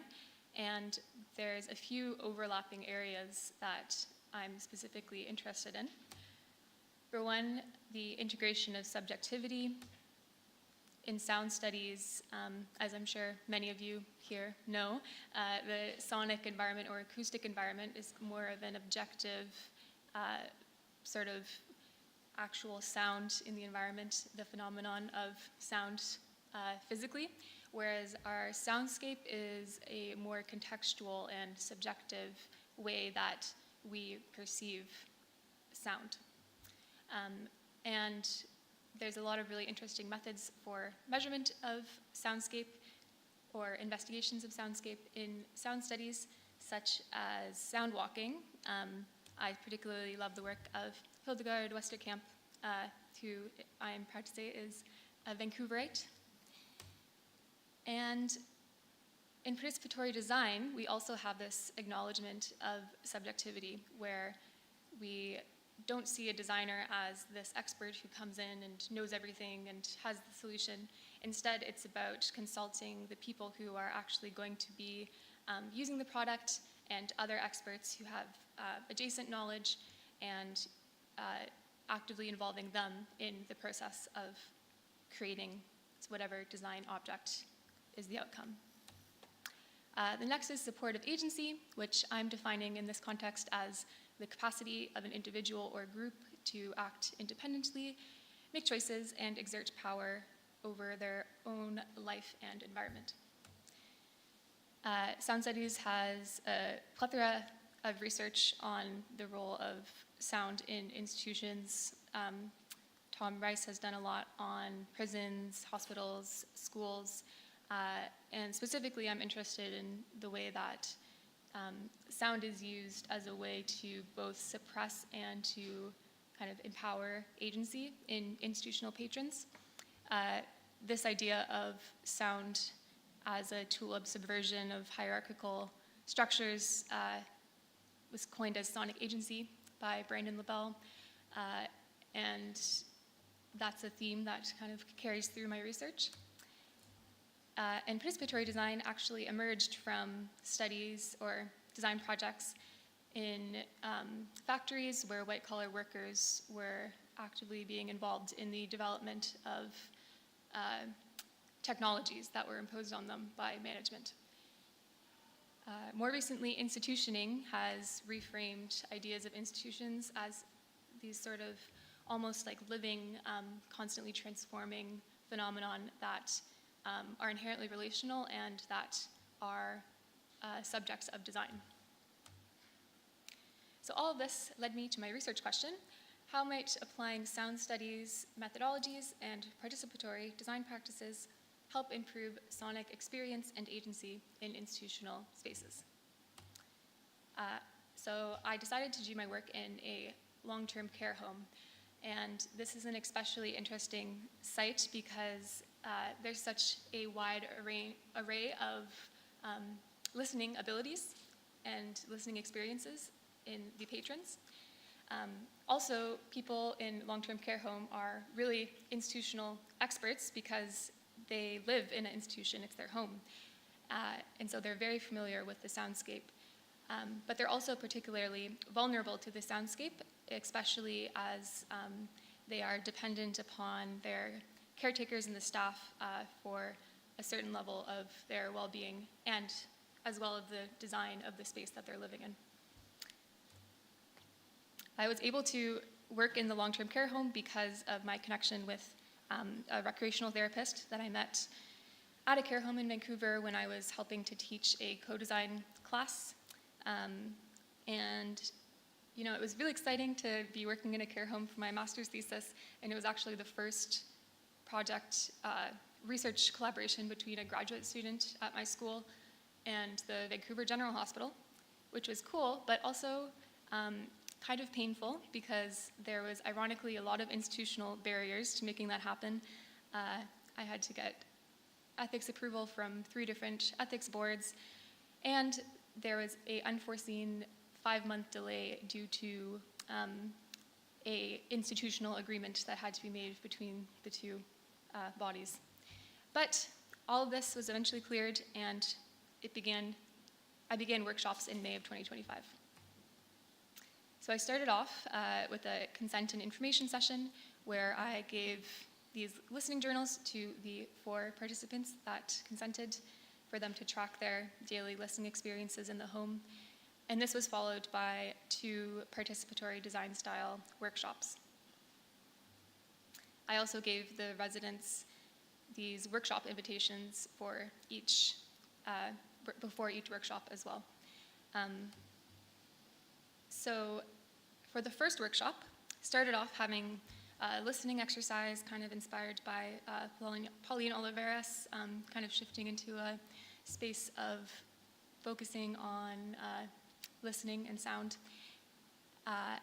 and then I would go over the plan for the day and go over some group agreements. And then I paired up the residents with one of the research team members. I had 3 recreational therapists from the long-term care home as part of the research team. And each pair was given a Zoom microphone, and we went on a sound exploration, which is my reframing of sound walk, because many of my participants were rolling instead of walking. It's a bit more accessible. And I asked the residents to record sounds that are significant to their daily life around the home.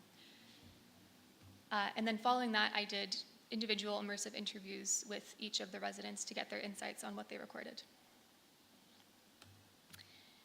To prepare for this workshop, I developed a handy guide to the Zoom H6 handy recorder and a guide to the facilitation of sound explorations, which I provided to the study team staff, and used that to train them on how to use the Zoom mics, and also went to the care home and did some practice runs with them. And I also recorded some sounds around my own home environment to share with the residents. And the residents recorded so many interesting things, ranging from staff greeting them by name, which one resident said made them feel very happy, to the sound of Gordon Ramsay playing on the TV in their bedroom, which apparently they keep on 24/7, and they love Gordon Ramsay, to the sound of a rhythmically banging walker against the ground, which one resident hears around the clock because the resident that lives across the hall from them has dementia. And actually, every resident recorded or mentioned something about sounds made by residents with dementia. And they also all recorded, or no, they didn't, nobody could record this. It was very elusive, but the sound of the laundry hamper lid closing was very loud and disruptive to them as well.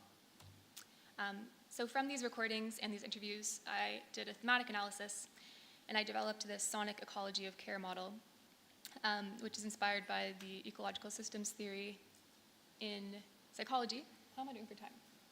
Sorry, I forgot to do a timer. You're good. You're at 10 minutes. Okay, perfect. Yeah, and so I wanted to use this as a tool to represent the kind of interwoven, overlapping ecosystem in which these sounds existed, and use it as a guide for mapping potential changes to the soundscape that could be made through the ideas of the residents. Which led to the second workshop, which started off again with a listening exercise. This time I brought some instruments, and we played with them a bit to get into more of an expressive listening mode. Then I had made like a mix of all of the sounds that they recorded, little samples of each sound, and we reviewed them one by one, and I had the residents identify what sound it was, which brought up a lot of really great discussion.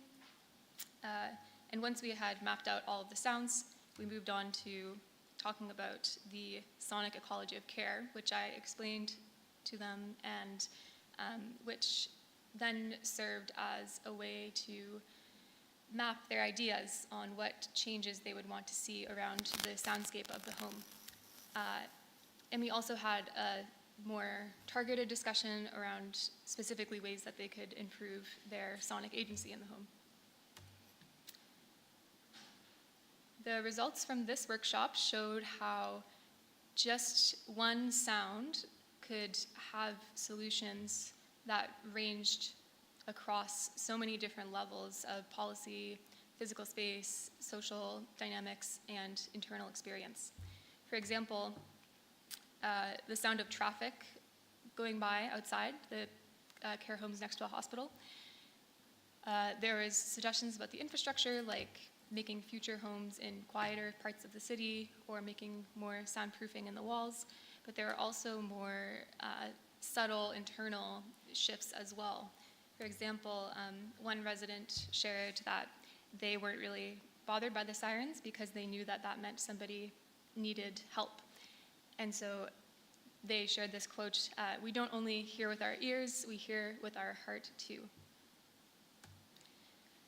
Regarding the specific ways to improve sonic agency, there are several stories that residents shared about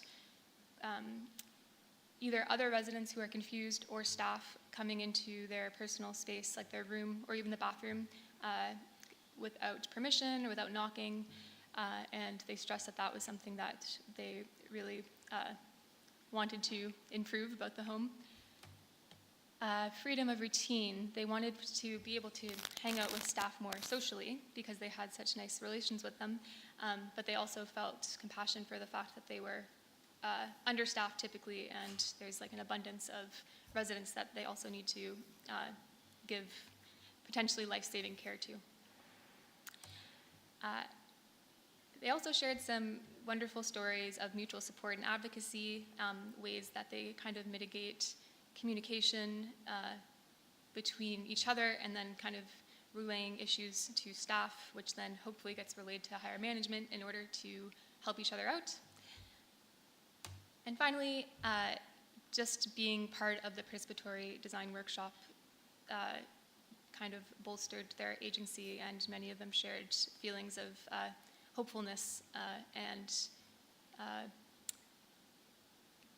yeah, they felt kind of like proud to be a part of something like this. Okay, so I did another thematic analysis following the second workshop, and I started to realize that the role of sound might be thought of more of as like an intermediary object to be designed rather than some sort of physical phenomenon. We can use sound, whether it's the creation of actual physical objects or just the sharing of information or creating new frameworks for relationship building as ways to kind of move between these different layers of the ecology of care. So, for example, there is this bidirectional relationship between relationships and infrastructure that arose as a result of the workshops.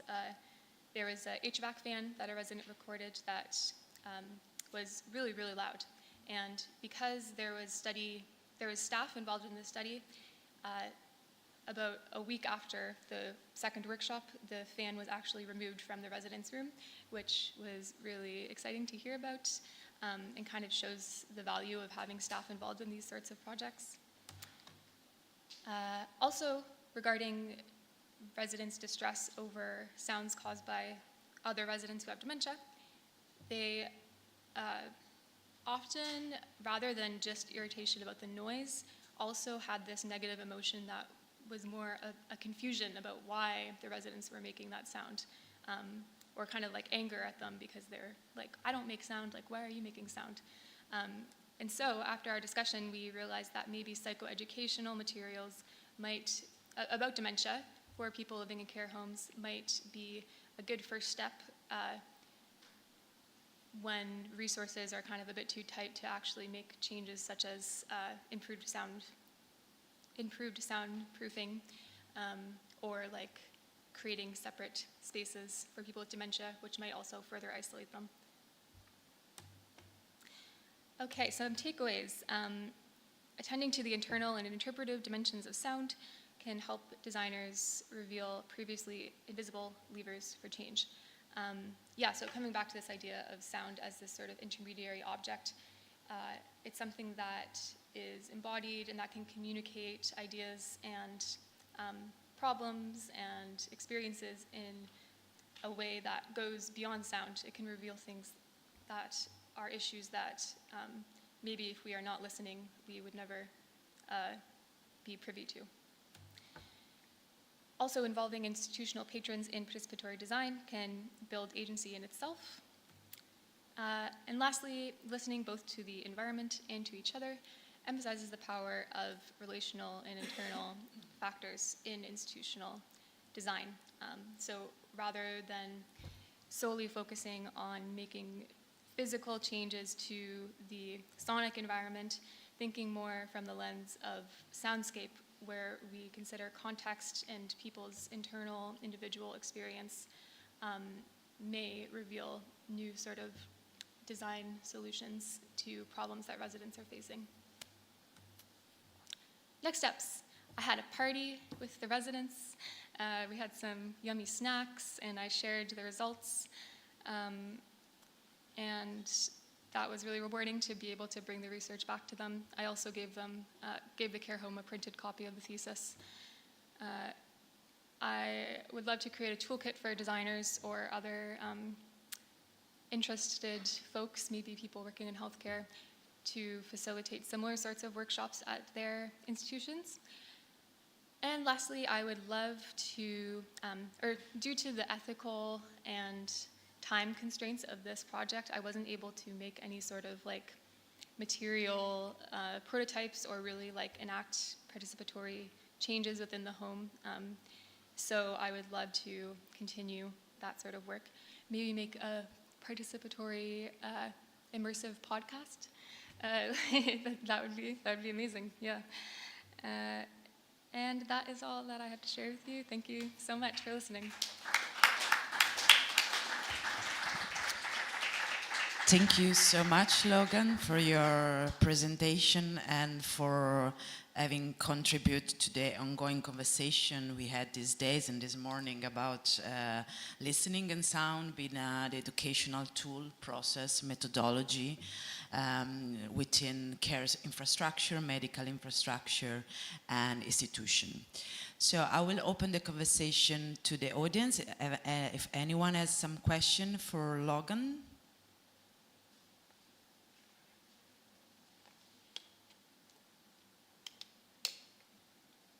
Any comment, any reflection, anything that's you want some clarification? How many of you have been in a long-term care home or like are familiar with that environment? Yeah, okay. Some of you, yeah. I don't know how like mainstream it is in Italy compared to Canada, but I believe it's about 8% of Canadians over 75 are living in long-term care. I think we have more in Italy. Yeah, okay. Yeah.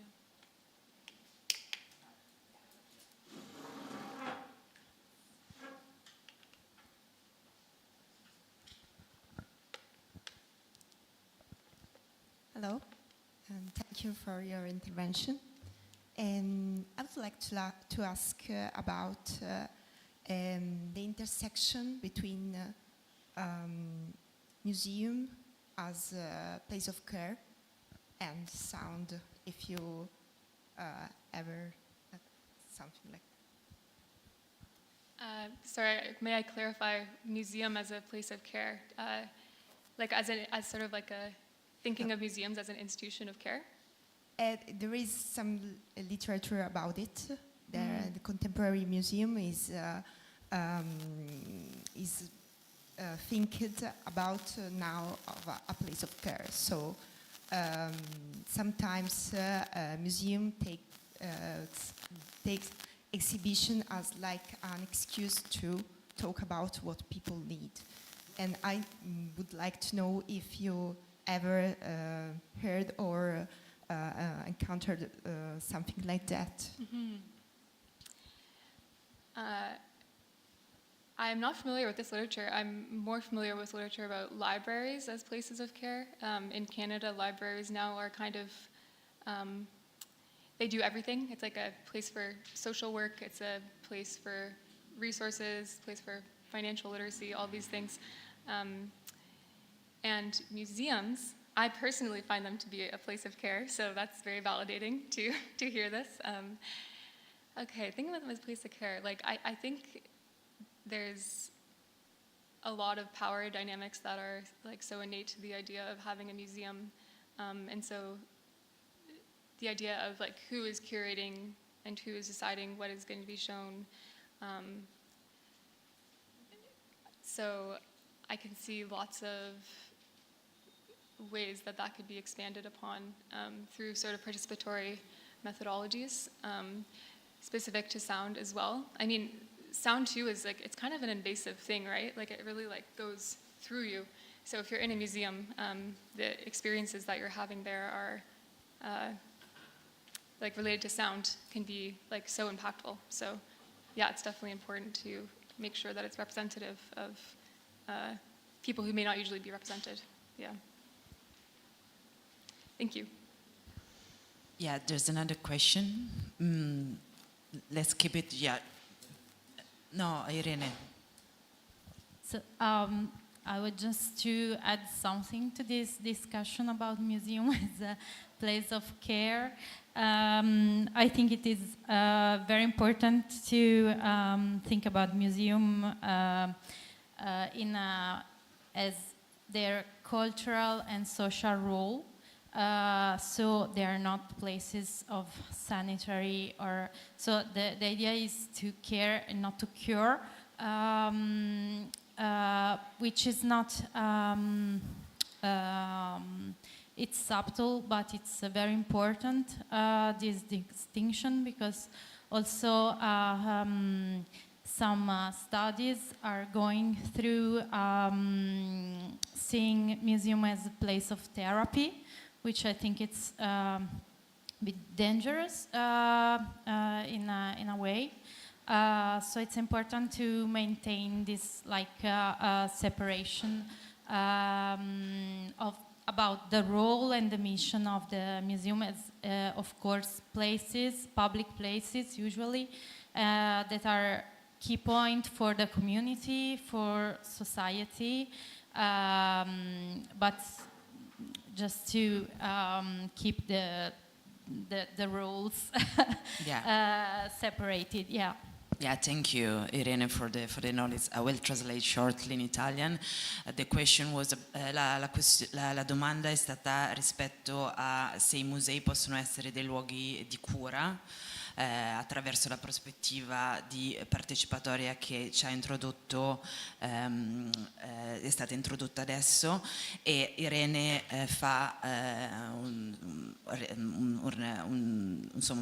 una chiarificazione rispetto ai musei, sì, essere luoghi dove si intende una presa in cura comunitaria, culturale, sociale, ma che è molto diversa dalla cura medica o degli ospedali e che troviamo nelle strutture sanitarie.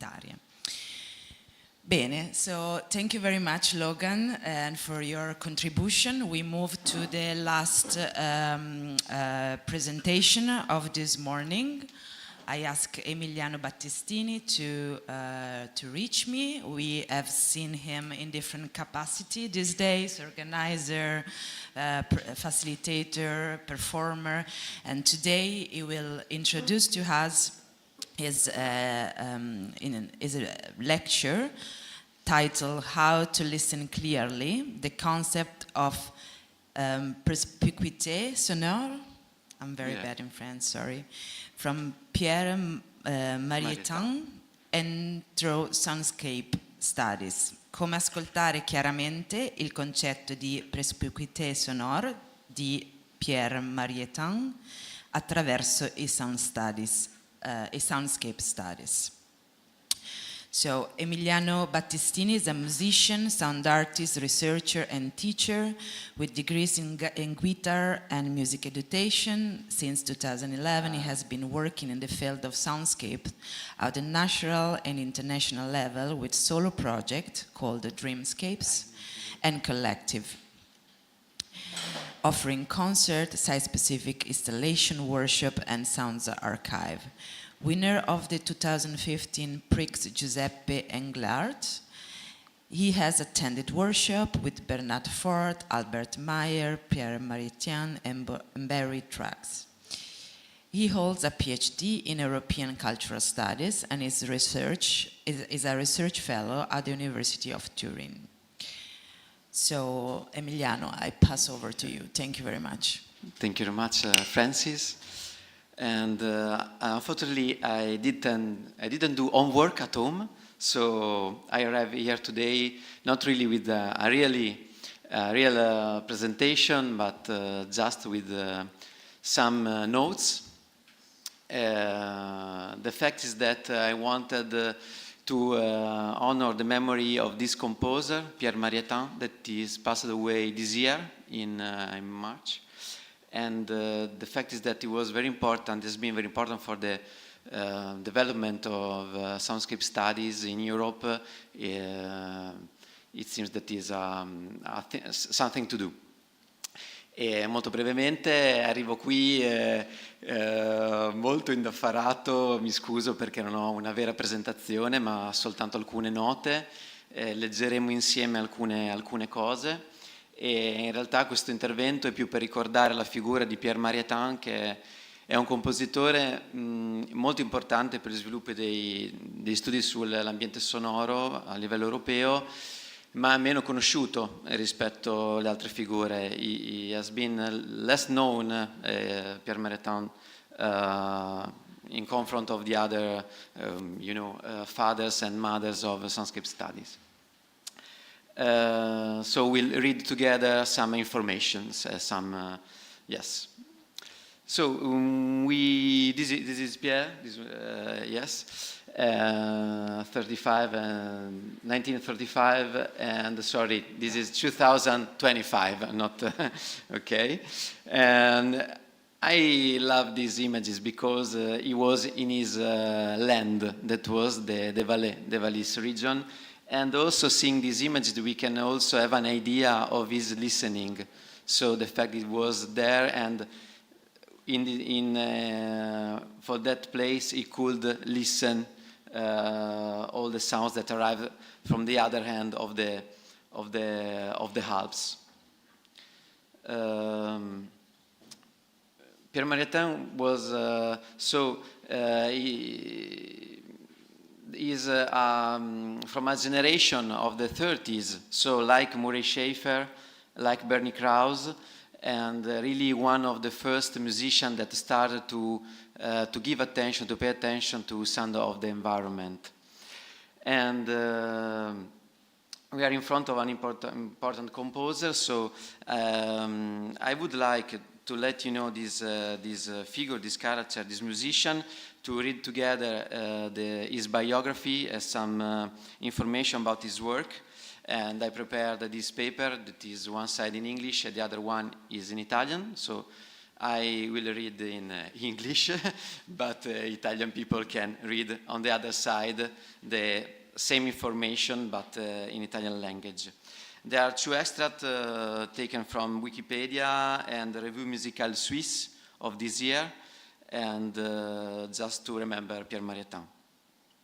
So, Pierre Marietin was a Swiss composer born in Monte, Valais, Switzerland. He studied first at the Geneva Conservatory in 1955-60 with Marescotti, and later with, among others, Pierre Boulez, Bernard Alois Zimmermann, Gottfried Michael Koenig, Henri Pousseur, and Karl-Heinz Stockhausen. And his earliest works are squarely in the serialist camp. During the 60s, he began creating outline sketches for improvisation, and beginning in the 70s, became increasingly interested in environmental sound and the problem of noise pollution. In 1966, he was a founder of the group d'études et réalisation musicale, GERM, and in 1979 founded the Laboratoire Acoustique et Musique Urbaine de l'École d'Architecture de Paris-La Villette, which he directed until 1990. Marietin taught at the University of Paris 1 and 8 from 69 to 88, and the École d'Architecture de Paris-La Villette in 1993.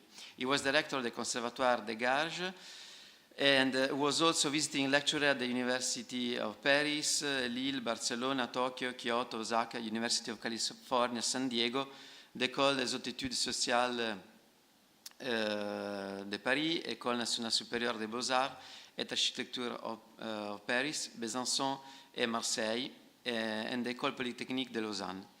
Marietin died in Paris on 23 March 2025 and at the age of 89. While Marietin's early work was primarily focused on serialism, he turned in the 60s to composing sketch scores, some intended for amateur and children, and guidelines for improvisation.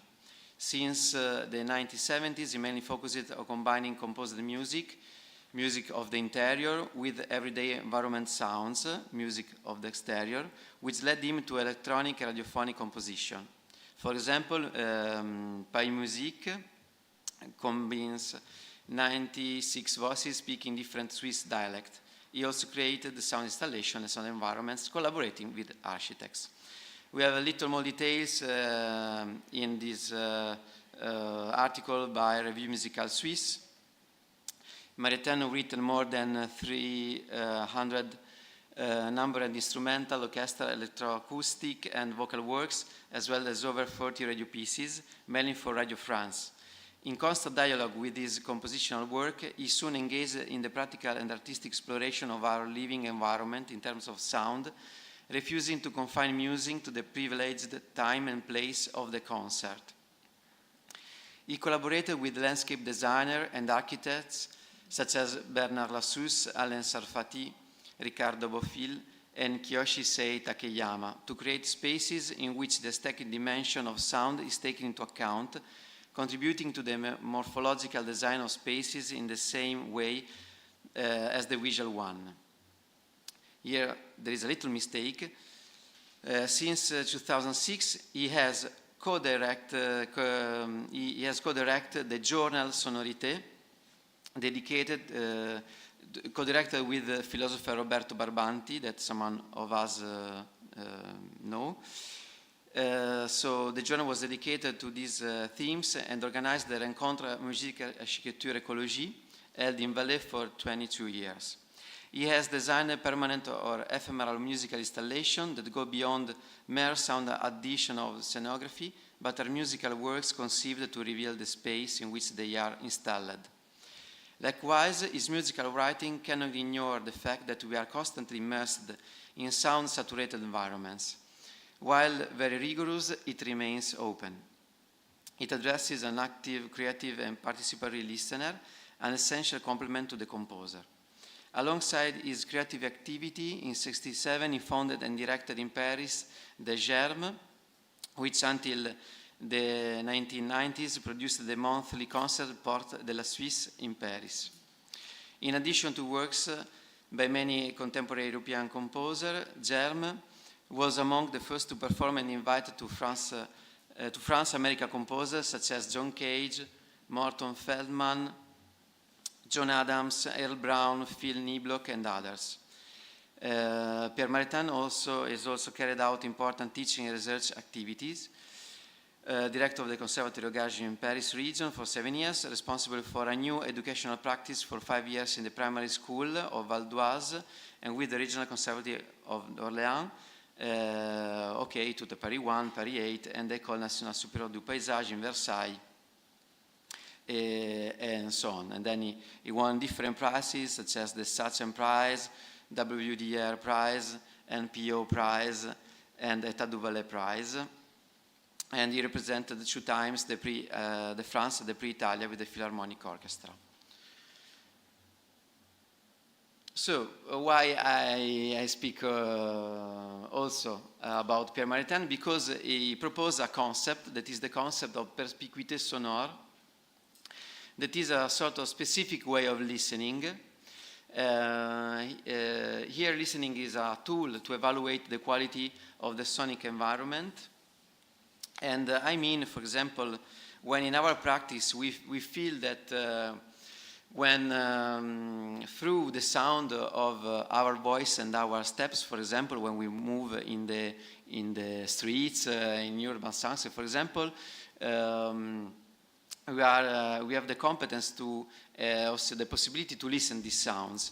I mean that when we are walking and we listen our steps, if we are in a public environment and we can listen the voice, our voice and the voice of others, we have in a certain way a tool to qualify the degree of perspicuité sonore of the environment. So when I listen to my steps or I listen to the voice of others, we are in a sort of good quality environment, we can say. I would like to read together some definition of perspicuité sonore taken from this from the book from Pierre Marietan, that is L'Environnement Sonore, that it was published in 2005, but it's a collection of writings that are earlier. So, one first definition of perspicuité sonore, that in English could be translated like sound clarity, and in Italian like chiarezza del suono o dell'ascolto, o anche perspicuità sonora. Perspicuità esiste in effetti in italiano. Sound clarity expresses the degree to which sound elements can be heard in relation to one another. In a concert hall, everything is designed so that instrumental, vocal, and orchestral sounds are equally audible, while partially blending into one another.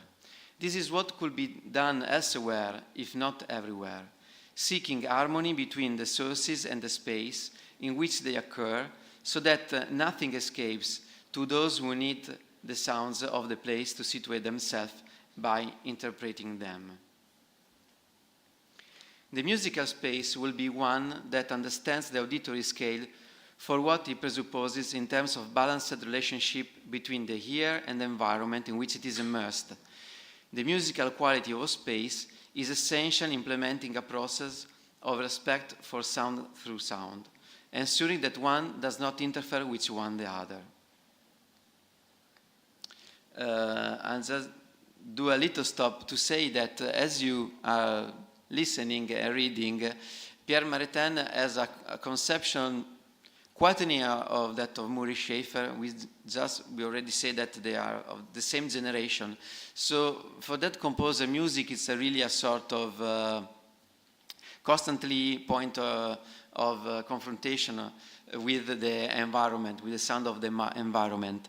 And so also Marietan take, for example, the situation of the musical auditorium to reflect what happens outside the musical auditorium. Finding the real balance, which could be a rule, would be to agree on the criteria for listening to pre-existing or simulated sound situation, the processing of which, for example as a model, will make it possible to understand the sensitive dimension to be identified prior to the implementation of a project. This is another extract. Unlike the eye, which when open is only able to focus its attention on one point, the ear has the ability to permanently capture a totality of data, even during sleep in a certain sense, focusing its attention on a sound only when it is necessary to refer to it. It is at that moment that listening becomes concrete, with the ear straining towards a source that tells it something. It could be said that all musical creation tends to promote this operation of selecting privileged moments, taken from an endless temporal continuum, increasingly separating these moments to place them in space reserved for this purpose. The gap between these privileged moments and an abandoned everyday life has widened, while the ear continues to reveal the sonic reality. So he's saying that why not we can to conceive the, for example, public space in city like a musical auditorium. So if in a musical auditorium we find a very good quality possibility to listen different sounds together, we can try to find ways to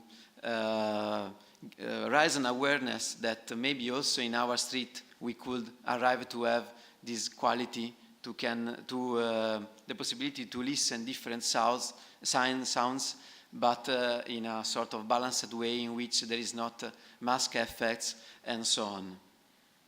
So I would like also to underline that it's not to simplistic vision of the environment, because we know there is also a debate about to use musical category to speak about sonic environment, but we have to reflect that we were really at the first step of soundscape studies, and the fact is that really to to find a way to have the same quality of musical place in the public spaces. So just one last extract. This is a definition that is at the end of the book. Sound clarity. The definition is, we use the term clarity to express and determine the degree of recognition of sounds in relation to each other in a given space, taking into account sound propagation criteria. The degree of perspicuity varies with the nature of density of sound events, sound propagation conditions, climate, winds, season, times of day and night, and the material, size and shape of a space delimited by the auditory boundaries. The maximum degree of auditory perspicuity or perceptibility or clarity on the transparency listening scale could be one of the criteria defining the acoustic quality of the sound environment. So we see that perspicuité sonore at the same time is different things. Is a tool to define the acoustic quality of the sonic environment, but at the same time is the description of specific category of acoustic situation. So when I can hear different sounds in a balanced way, I'm in a situation of perspicuité sonore. And also, third, at the same time, is a specific way of listening that we can say a sort of ecological listening or sustainable listening. I mean, a kind of listening that has this aim to ask us looking for an ecological balance in our sonic environment. So the work that I wanted to do today, but I didn't do, but I think that I will do, thanks to God, to the proceedings of this Congress, is to compare Marietin's concept of perspicuité sonore with other similar concepts. So to do a mapping of different concepts of specific types of listening proposed within the Soundscape studies. And so this is a sort of compilation work to systematize the knowledge that we have until today. And starting, for example, for the concept of wheel cleaning of Murray Schafer that is not so far away of perspicuité sonore, even if, for example, the accent is a lot in pedagogy, or the deep listening by Paulino Riveros, in which we have similarities but also differences. There is another accent, for example. So to me, it will be interesting to compare these different kind of definition of listening that were proposed by authors from, main authors from Soundscape studies.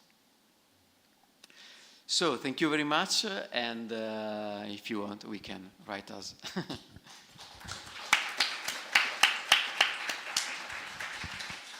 Thank you, Emiliano, also for being perfectly on time with our schedule.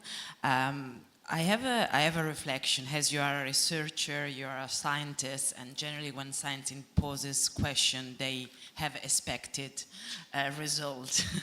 So what will be your goal in comparing this definition of listening you introduced to us to, for example, deep listening, which is not a definition, is more a pedagogy, a philosophy, so it's a different thing. But what will be the aim of the goal of your comparison? Yeah, the aim is to make order, to systematize knowledge, and also, you know, one of the, for example, the base of semiotics that you have an increase of meaning when you compare things. So you start to do something is different, because the difference is the value, the value of meaning that we have. So today I see that okay, there are different decades. That first we have a sort of boom of sound studies. Now also soundscape studies are starting to, fortunately, to have much more place in our society in practice work. But sometimes words are not words. I mean the concept, the linguistic concept, such as deep listening, ear cleaning, and so on, and perspicuity sonore, are not so used in a, I think, in a not right way, because there is only one way to use them. But when someone or something becomes a, how do you say, a moda, a fashion, also we have to pay attention to words. So, for example, okay, no, I stop here. We can keep going for a few minutes. I mean, I'm interested, instead of creating this sort of taxonomies of listening, like deep listening, active listening, interactive listening, whatever. Because you present it, and I think you are very in touch with the legacy of Pierre Mariotin, you work with him, as I understood right. Yeah, shortly, not right? worked, but was, I can say, one of my, I don't know, the person who I recognize something that passed to me. So yeah, yes, some maybe. Sort of mentor, maybe, or a person that gives you some personal insight into his world, and also maybe shaped a way of you for researching, for listening. And I think this maybe can be comparable in the terms of the legacy and the figure of someone as Pauline Oliveros, and what we can hear, what we can learn now on the publication of his book. So maybe this is the direction of my question, like in which way being closer in proximity to him has also informed some of your process research within the soundscape studies and practice. Yeah, no, the fact is that like in every landscape you have some objects or person that are much more focused, and some other object or person that are a little bit in the background. So yes, to me was to say, okay, maybe Per Mariotin was not so interesting, for example, in the musical composition, traditional composition, paper, pencil on paper, serialism, so on. But he is really also today very interesting on the work that he did on the acoustic environment. But yes, the idea to try to compare this different kind of concept is also to go on. It's not just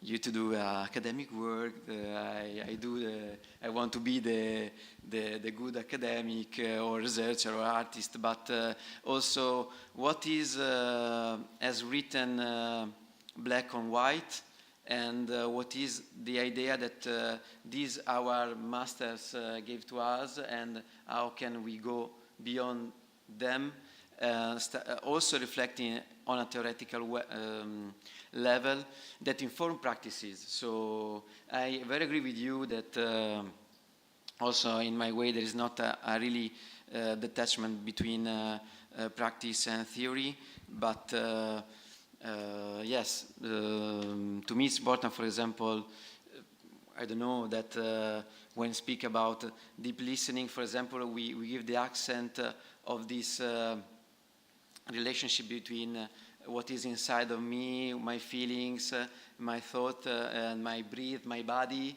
and what I'm hearing in environment in a sort of continuum that is omnicomprehensive. You have a way to conceptualize the practice of listening at the situation. And if you, on the contrary, you use perspicuité sonore or clarity of the listening, you give the accent on another, something similar but a little bit different. So to me, it's I think it's something useful. Thank you very much. I will open the discussion to the audience. Does anyone has any question for Emiliano? Reflection, comment? Yeah, please.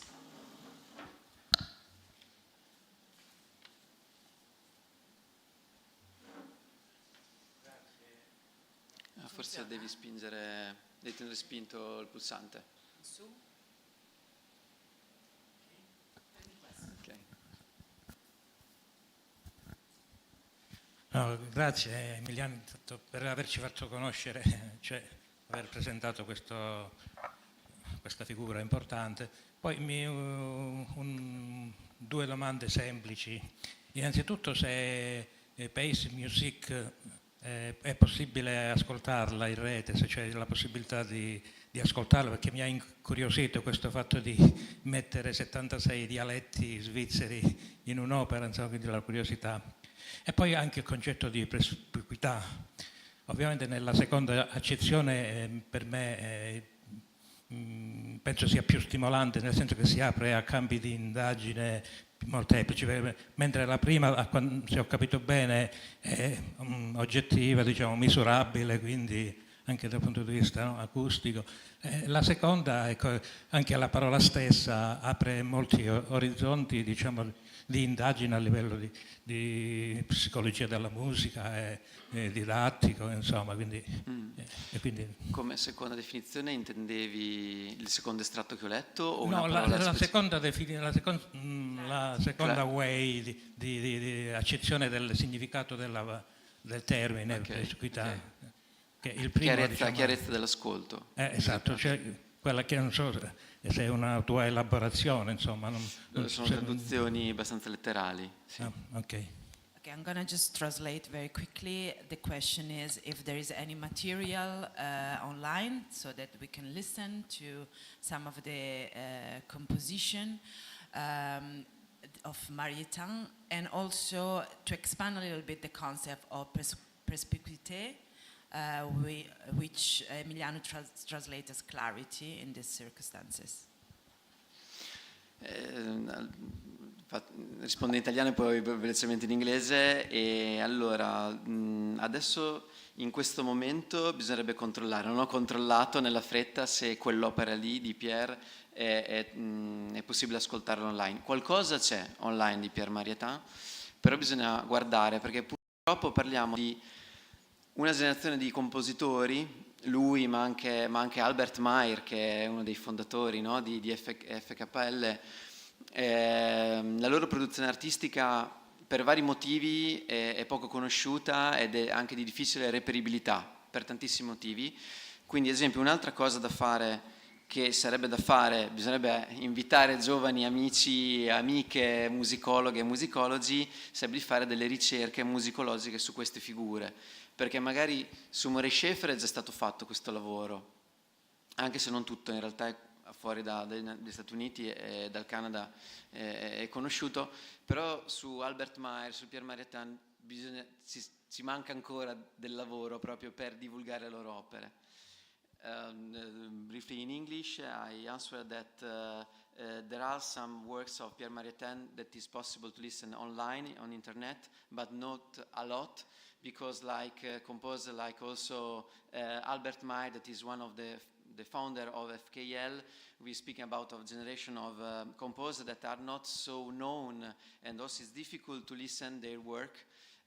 Also because they did, one of the production is not something that is not composition that are recorded, are much more practices, are much more listening exercise, exercice d'écoute, and so on. And so this is also, I think, the interest that maybe young musicologues can do today on Albert Mayer, on Pierre Marietan, and so on. La seconda risposta è sì, ci sono vari aspetti del termine perspicuità sonora. Utilizza molto questa metafora, no, della trasparenza, no? Di qualcosa come se quello che l'aria che in qualche modo mi porta il suono, no? Perché il suono è questo movimento di pressione delle particelle d'aria, nel nostro caso si fa trasparente nel senso che non incontra altri ostacoli o perturbazioni, e quindi questo può sì informare tanto anche altri ambiti come dici tu, la psicologia, l'educazione. Come Murray Schafer, anche per Marietan era molto, diciamo, gli interessava molto il lato pedagogico, quindi sì. So also, yeah, the concept of perspicuité sonore has different meanings and nuances, and there is this important metaphor that is the transparency. The idea is that between the sound sources and me, the environment is calm, and so the air pressure can arrive to my ear without being disturbed by other turbulences, I can say. And this is a useful concept also in, yes, pedagogy and psychology and so on. All right, so is there any other question? Yeah?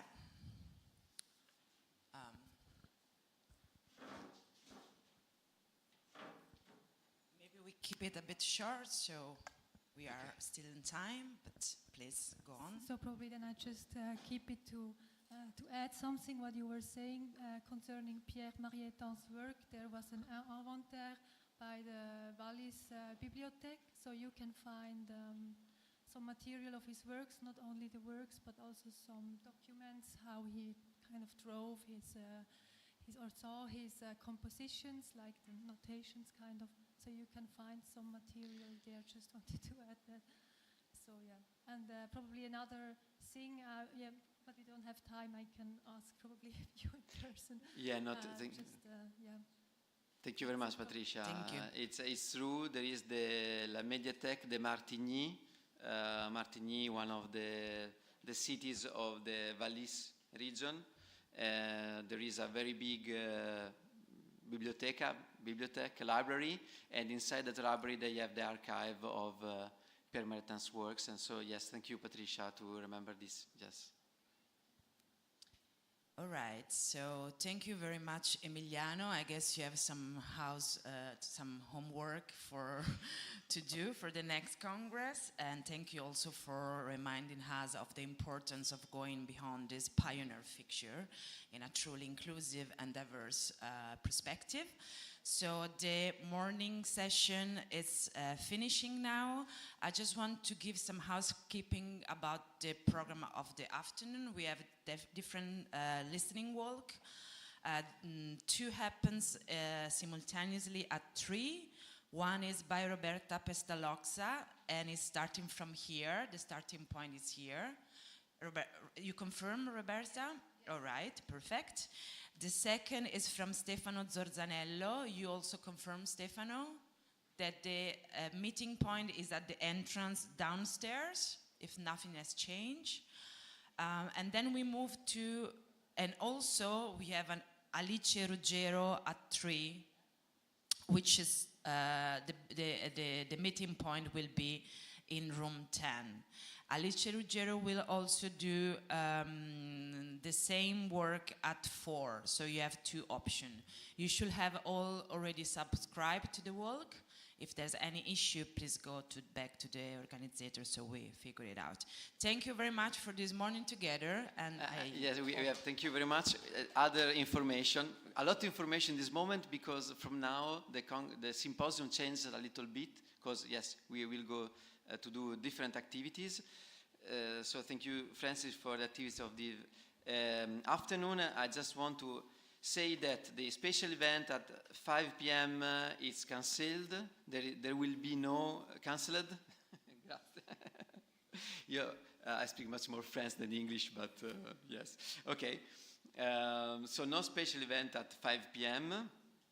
And for the evening, if you want, you are not obliged, but we are improvising a sort of dinner. So there are one part of, for example, the keynote speaker are already there with the organizers, but also for all our community, we can also stay together. So the idea is to go to the restaurant that is called La Pentolaccia at 19:30. But if you want to come, please come to me, that I have to book your place and phone to the restaurant if you want to come with us to have dinner this evening. And I remember you that tomorrow there is a listening walk at 6:30 a.m. if you want to do this experience with Patricia. and then tomorrow morning we are not here. So tomorrow we change the place. We will be at Catania University, and for this fact, the sound installation will stop this afternoon at 4 p.m. So if you want to listen some sound installation, this is the moment I suggest. Thank you.